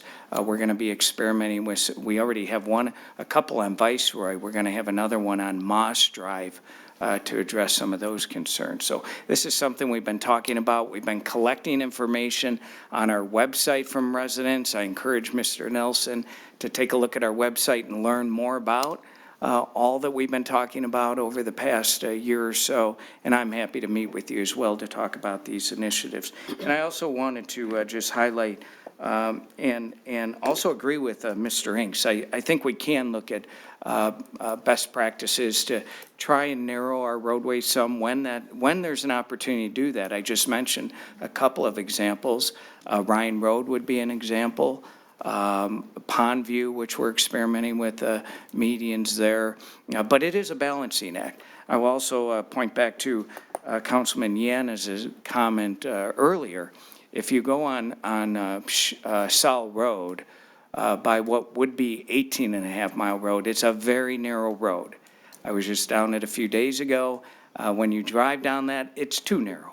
It's an example of an extreme. So there's maybe a happy medium. I think we can look at the varying conditions, and it's a good time to look at the options that you highlighted as part of our master plan and our zoning ordinance changes that are coming up, and also our fire code that's going to be before City Council very soon, and maybe we need some adjustments there as well. So I appreciate those comments. Thank you, Mayor. All right, thank you, Mr. Vanderpool. Mr. Koszybski? No closed session tonight, Mayor. All right, thank you. Council reports, new business? Mr. Mayor, Mr. Radke. a couple of things. To start with, I appreciate Mr. Ink's comments on the roadway. I fully agree with him. It comes down to a lot of what we're doing with our speed study and our safety study comes to retrofitting roads that were misbuilt to begin with to make them safer and slower for residents. And I think his point, as best taken, is if we start with not having a too large roadway, we don't then have to go back in and fix it after the fact. And I think that we really need to dig down in our master planning process, our fire code process, and our zoning process to really decide how big our roadways are. Because if Birmingham's average is 26 feet and we're requiring 28 feet on some of our roadways, I think that's kind of silly. I'll take a step further. As part of our traffic calming, I've suggested many times, and I will say it more forcefully here, we need to adopt better ways of marking our pedestrian crossings. In Birmingham, every pedestrian crossing uses what they call the continental stripe. It's literally a stripe, a wide stripe, wide stripe, wide stripe here. They use it at both intersections and mid-block crossings. You can go to downtown Birmingham and walk around, you'll see it there. I was told, talking with our city engineer, that those stop bars are only appropriate in certain areas. Birmingham doesn't seem to think so. And I think they have a better record on pedestrian safety than we do here in Sterling Heights. So I would urge us to really investigate their practices, because even right now, the county just came in and did the jug handle turn at 14 Mile and Van Dyke. And instead of putting in a continental pattern for the crossing, they put in the old-fashioned crossing that we don't put in anymore. So I think we need to get on the same page with the county, or at least if they're going to do projects in Sterling Heights, they should follow our safety standards. Because otherwise, it's going to confuse pedestrians, it's going to confuse drivers, and it's going to make the entire environment less safe. So I'd urge that. I'd also, several weeks ago, we got a report on dumpsters and dumpster enclosures in Sterling Heights. So I'd ask unanimous consent. In that proposal, or in that report, there were a few different options to deal with dumpster enclosures. And I'd ask for an ordinance to be brought forward. There was I think it was option 3, which essentially said that in apartments that have dumpster enclosures that are problematic, they're harboring rodents, they are unsightly, they are creating an issue, that we require them to be brought up to a higher code level. I don't want to penalize apartment buildings that have already built out their situation and are taking care of their dumpsters properly, but I think we all saw in the pictures in that report that some places are not doing what they should be doing, and we should require them to come to a higher standard, especially if they're harboring rodents. So I'd ask for unanimous consent for an ordinance to be brought before us to make that so. Anybody have any objection? Okay, hearing none. Mr. Radke? Thank you. And then finally, I wanted to thank the residents. I was so proud to see the pathway to play and preservation millage pass. I personally, because he's too proud to admit it, I want to congratulate Mr. Inks, who was the chairman of the Say Yes Committee, who put out mailers and advertisements to really tout the millage. He did a tremendous job. He's too shy to admit it, but he really took it to fruition. And I want to thank the many local individuals, including business owners, who saw the value in the millage and how much it would improve our community and contributed. So I'm very proud to have supported that. I want to thank the residents at home. It was a long fight, but I'm so excited to get to planting trees and fixing sidewalk and building parks that we all are going to appreciate well into the future. That's all I have, Mr. Mayor. Okay, thank you, Mr. Radke. Mrs. Koski? Over the last week, I have been reading Facebook, and I noticed some of the questions that have appeared there. So through the chair to Mr. Vanderpool, I would like to know, and this is a resident asking, are they going to receive free sidewalks for the repairs that have just been done? Because they received a flyer, I believe it was, she said, in the water billing, saying that if they voted for the millage to get the free sidewalks included in their tax bills, that they wouldn't have to pay for their tax repair or their sidewalk repair. So I was wondering if we were going to do that for all the repairs that we did in the last, 2-3 months? Is that going to be done? Mr. Vanderpool? Thank you, Mayor. Councilwoman Koski, in answer to your question, which was approved by the City Council on June 18, 2024, we fully explained that, and we did send out a letter to the residents that were in this year's program, and it was included in the agenda statement that you approved.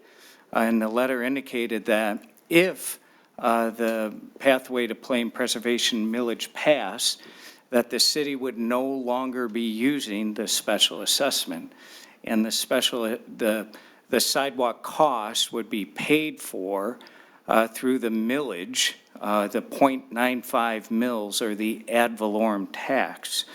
So we obviously had a financial responsibility to inform individuals that were in this year's program that that was a potential, and they should take note of what was going to be on the ballot. So yes, they are included in the millage, as we explained in the agenda statement, and they will not receive a special assessment bill.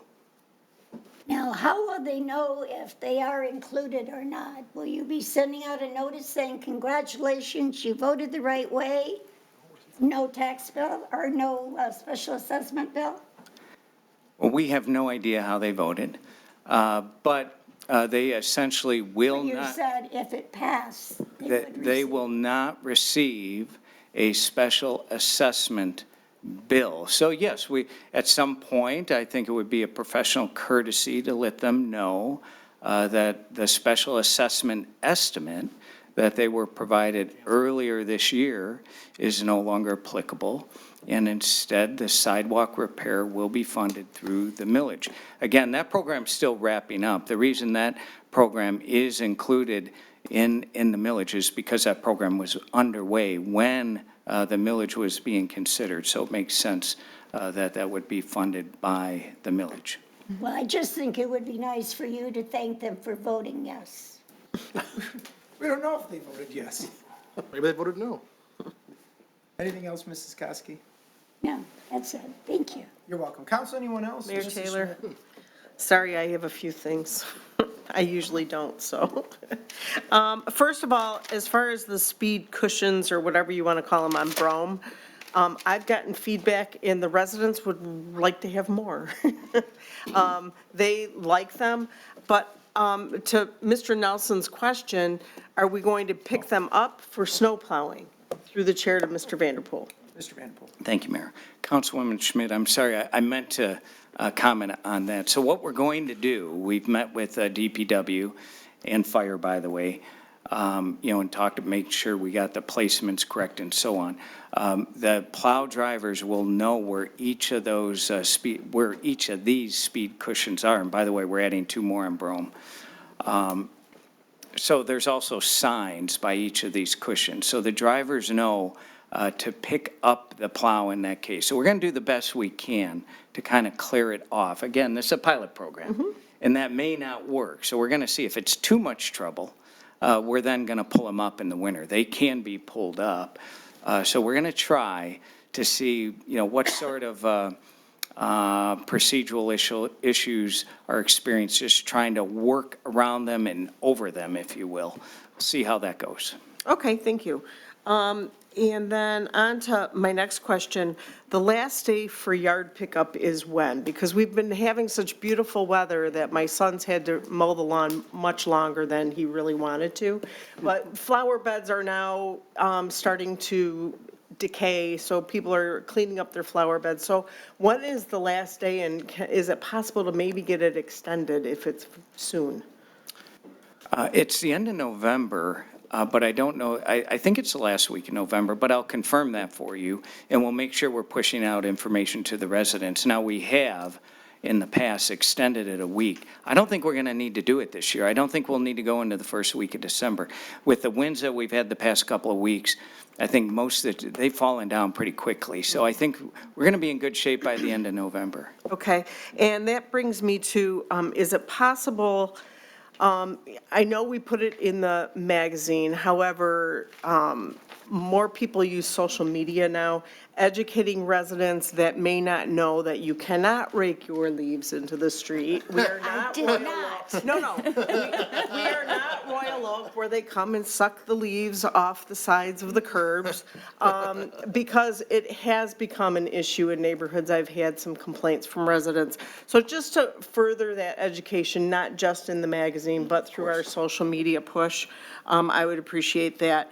And also, I think we need to address also in our social media campaigns are so many garbage cans in my neighborhood are still put in the streets. And I'm afraid that come snowplow weather, these cans are going to be in the streets and the snowplows are not going to be able to do their jobs. So that's another thing that I think we need to really push more education on. Yeah, and thank you very much, and I'm glad you raised that question. First, you're going to hear from the DPW director at your next city council meeting, talking about some of the winter maintenance policy changes that we're going to be recommending, or that we'll be implementing this year. They're relatively minor changes, but part of that includes good education on where residents should place their carts in the winter and how we're going to try to address snow removal to better accommodate our refuse route schedules instead of maps A and B. So you're going to hear much more about this at your next city council meeting. Okay, but we really do need to push out education I on do. those garbage cans in the street. And my final request is, years ago, Mayor Nadi was still here, and I'm not sure if it was before 2008 or after 2008, but we had approved Gardner Street being paved. And is there a possibility to get an update? Because those residents had petitions, we went through the whole thing, they were on board, they didn't mind the special assessment, and it's never come to fruition. So the answer to the question is yes, we have in mind proceeding with that rather soon. However, we're also going to be considering or recommending a policy change to the city council. We have very few unimproved streets left, and they're always controversial, even on Gardner Street. Some want to pay and be special assessed, many do not. And much like the sidewalks, it's very expensive. It's much more expensive now than it was 10, 15, 20 years ago. It's really become unaffordable, this special assessment program, to get these remaining streets done. So with the pathway to plain preservation millage passing, there will be an opportunity for the city council to consider a recommendation from administration to get the remaining streets done over a period of time. We can't do it in 1 year, but we could do it in 5 or so years. And there's funding because we no longer have to make a public, a city contribution for sidewalks under the special assessment. That frees up about $300,000 a year. So over a period of years, we believe we'll be able to recommend a plan that's financially viable to get these last remaining roads improved without a special assessment. But it's something that the council has approved. All right. And So why is it being and done? it never happened, and these folks have been waiting. Right. And that delay, unfortunately, got caught up in COVID, it got caught up in rebidding, it got caught up in other delays, and we just were not able to get to it. And then we had this potential opportunity pop on the radar screen. So we know that Gardner is a high priority. We want to get it done. We'll be making a recommendation to, and we've already communicated that to the Gardner Street people, residents, that we wanted to get through the November period of time because we might have a better plan than the special The assessment. city council approves it. But I guess my frustration is, this was way before COVID, that this was before us. Mayor Nadi was still alive. So it was way before COVID, and I think that we dropped the ball. Those residents had an expectation that, and this council followed through, and the city dropped the ball. And I think that Gardner Street needs to be looked at sooner rather than later now. I don't disagree. That's my frustration, so, and I have nothing further. Okay, thank you, Mrs. Schmidt. Council, anyone else? Mayor Taylor, Mrs. do Zarko. you want to go? Okay, I'm quick. I agree with Mrs. Schmidt. We were approached by residents at Gardner Street this past weekend, and it's been, Mayor Dottie died in 14, and it was before that, so it's well overdue. Okay, last week, Connect Macomb had an event at Velocity where Brian Calley came in and explained the new legislation that's going into effect in February of 2025, and we think it's about the minimum wage, but it also is about paid time leave off, how long an employer has to wait before they can call an employee to find out if they're sick. So I want to know if with our union contracts, if we could look into this, if our contracts actually supersede what this law is saying, that has to be done now, whether it affects us or not, or at all. I know that it's affecting schools as far as getting substitute teachers in, because a teacher doesn't have to call in sick now. So does that mean that our employees, if they're taking a day off or they're sick, they don't have to call in? So there was a lot of questions that I had, after that, as to how we as a city are going to be able to handle these new policies with this new law. So if we could get some more information on it, I'd appreciate it. And nothing further. Okay, thank you, Mrs. Zarco. Counsel, anyone else? Mr. Mayor. Mr. Yanez. Thank you, Mr. Mayor. Through the chair to city manager, are we expecting to get an EV charger over at Shaner Tower? Yes, no? Mr. Vanderpool. Thank you, Mayor. Councilman Yanez, the answer is yes. That project has been delayed significantly because State Electric and their partnership with GM, under which that was going to be installed, has been delayed significantly. So we're going to have to probably look at a different option to fund that. So I'm going to have to get back with you when, the new estimated date is to get that installed. I appreciate that. Thank you. As far as narrowing of roads go, I'm all for it. I mean, look, we used to pull pumpers to fires with horses, right? And fire trucks got bigger, and now we're looking at quick response vehicles that are going to be getting smaller. Ladder trucks, the ladder truck is really not going to get any smaller. But as long as the fire department's involved and we make sure that vehicles are safe to, the roads are wide enough to allow several fire apparatus to get down the street, I'm fine with that, so I think that's a good idea.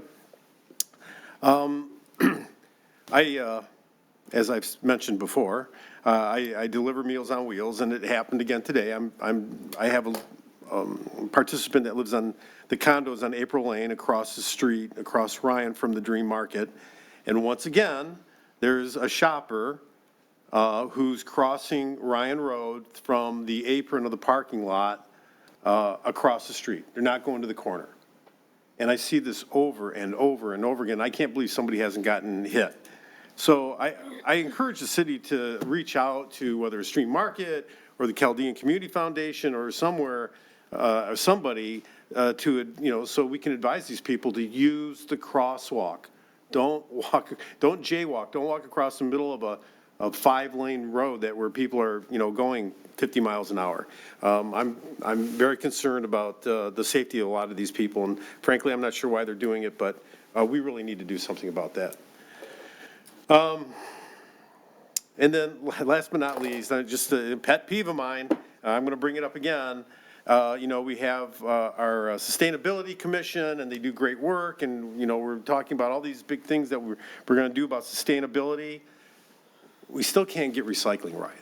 I worked the early voting polls all last weekend, the weekend before that, and a few hours in between, and all the campaigners are handing flyers out, paper flyers, and everybody's got a handful of paper flyers, and then before they go in to vote, there's a trash can right there, and there's nothing on the trash can that says trash or recyclables only or papers or put your flyers in here. So everybody dumps their flyers in there, and sure enough, at some point, somebody throws a pop in there. Somebody throws some food in there. Well, now it's not recycling anymore, it's trash.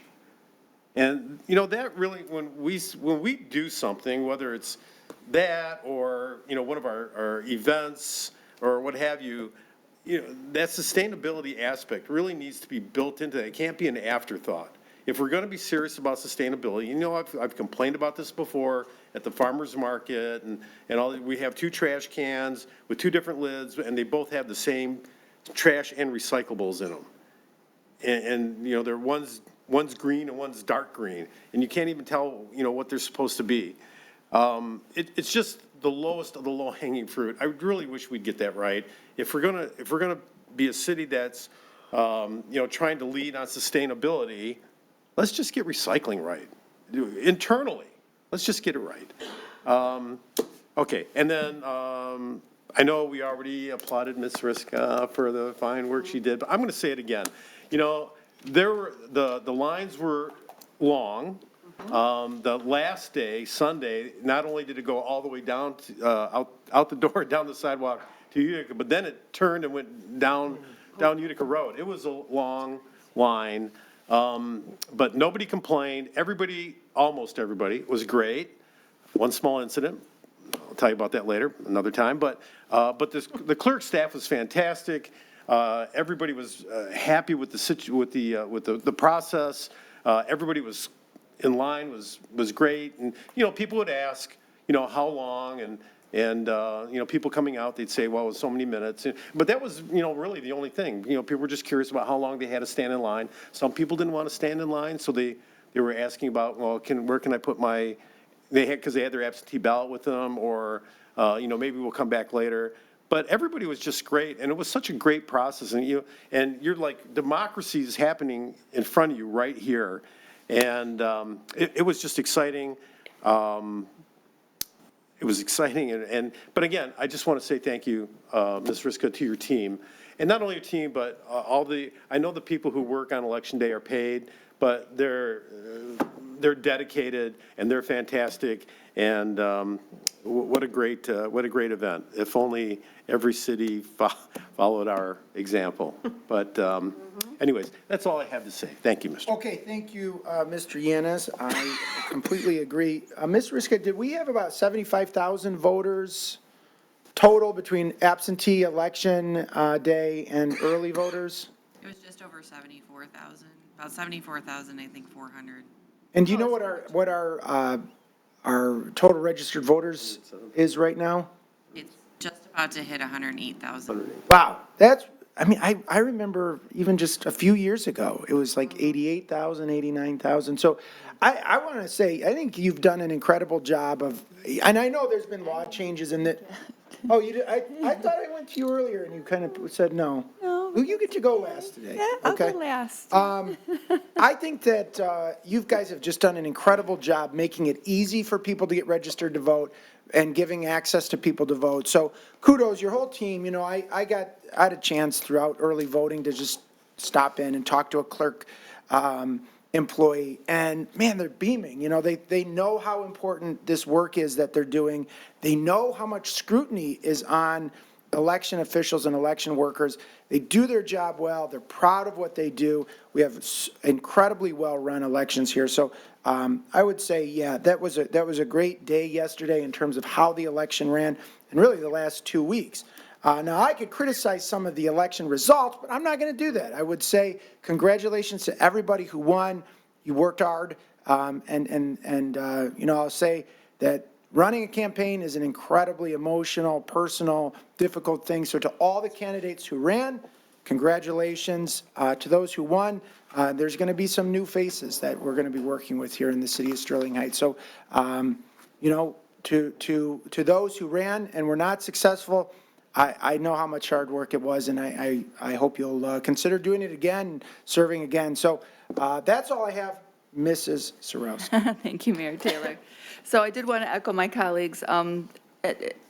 Congratulations to Ms. Riska, because it was quite an event. The 9 days prior to the elections were amazing. The early voting was just something we'd never done before, and quite an event. I did have the opportunity to talk with a state official that came out to supervise or to observe Ms. Riska's process, and she did say, and Mrs. Yarko and Mrs. Schmidt were with me, and did say that they saw that she said it was the best. She runs the best clerk's office in the state. And so I wanted to make sure that I let you know that. And I did tell you that, but I wanted to make sure the voters knew that she does a very good job. One thing I did want to say, and I'm really excited about this, and Mrs. Schmidt and Mrs. Ziarko also knows this, ran into a young man, well, young is probably my age, but young, very young, is that his grandfather owned Belvedere, the casino on Belvedere Park. And I've got his name, and I just wanted to let y'all know that we're going to be reaching out to him and getting some information on him, because this man is going to help us probably with some information and maybe some historical. He's got some photos. So hopefully we'll be able to get some more information on that and get some good details on that. So that was all I wanted to say. Thank you to everyone who did come out to vote, and to everyone, again, my gratitude. And that's all I have to say, Mayor Taylor. All right, thank you, Mrs. Zarowski. Council, I would entertain a motion to adjourn. Support. It's been moved and supported. With no discussion, all in favor, say aye. Aye. Opposed? Motion carries. Meeting is adjourned. Thank you, everyone. Thank you.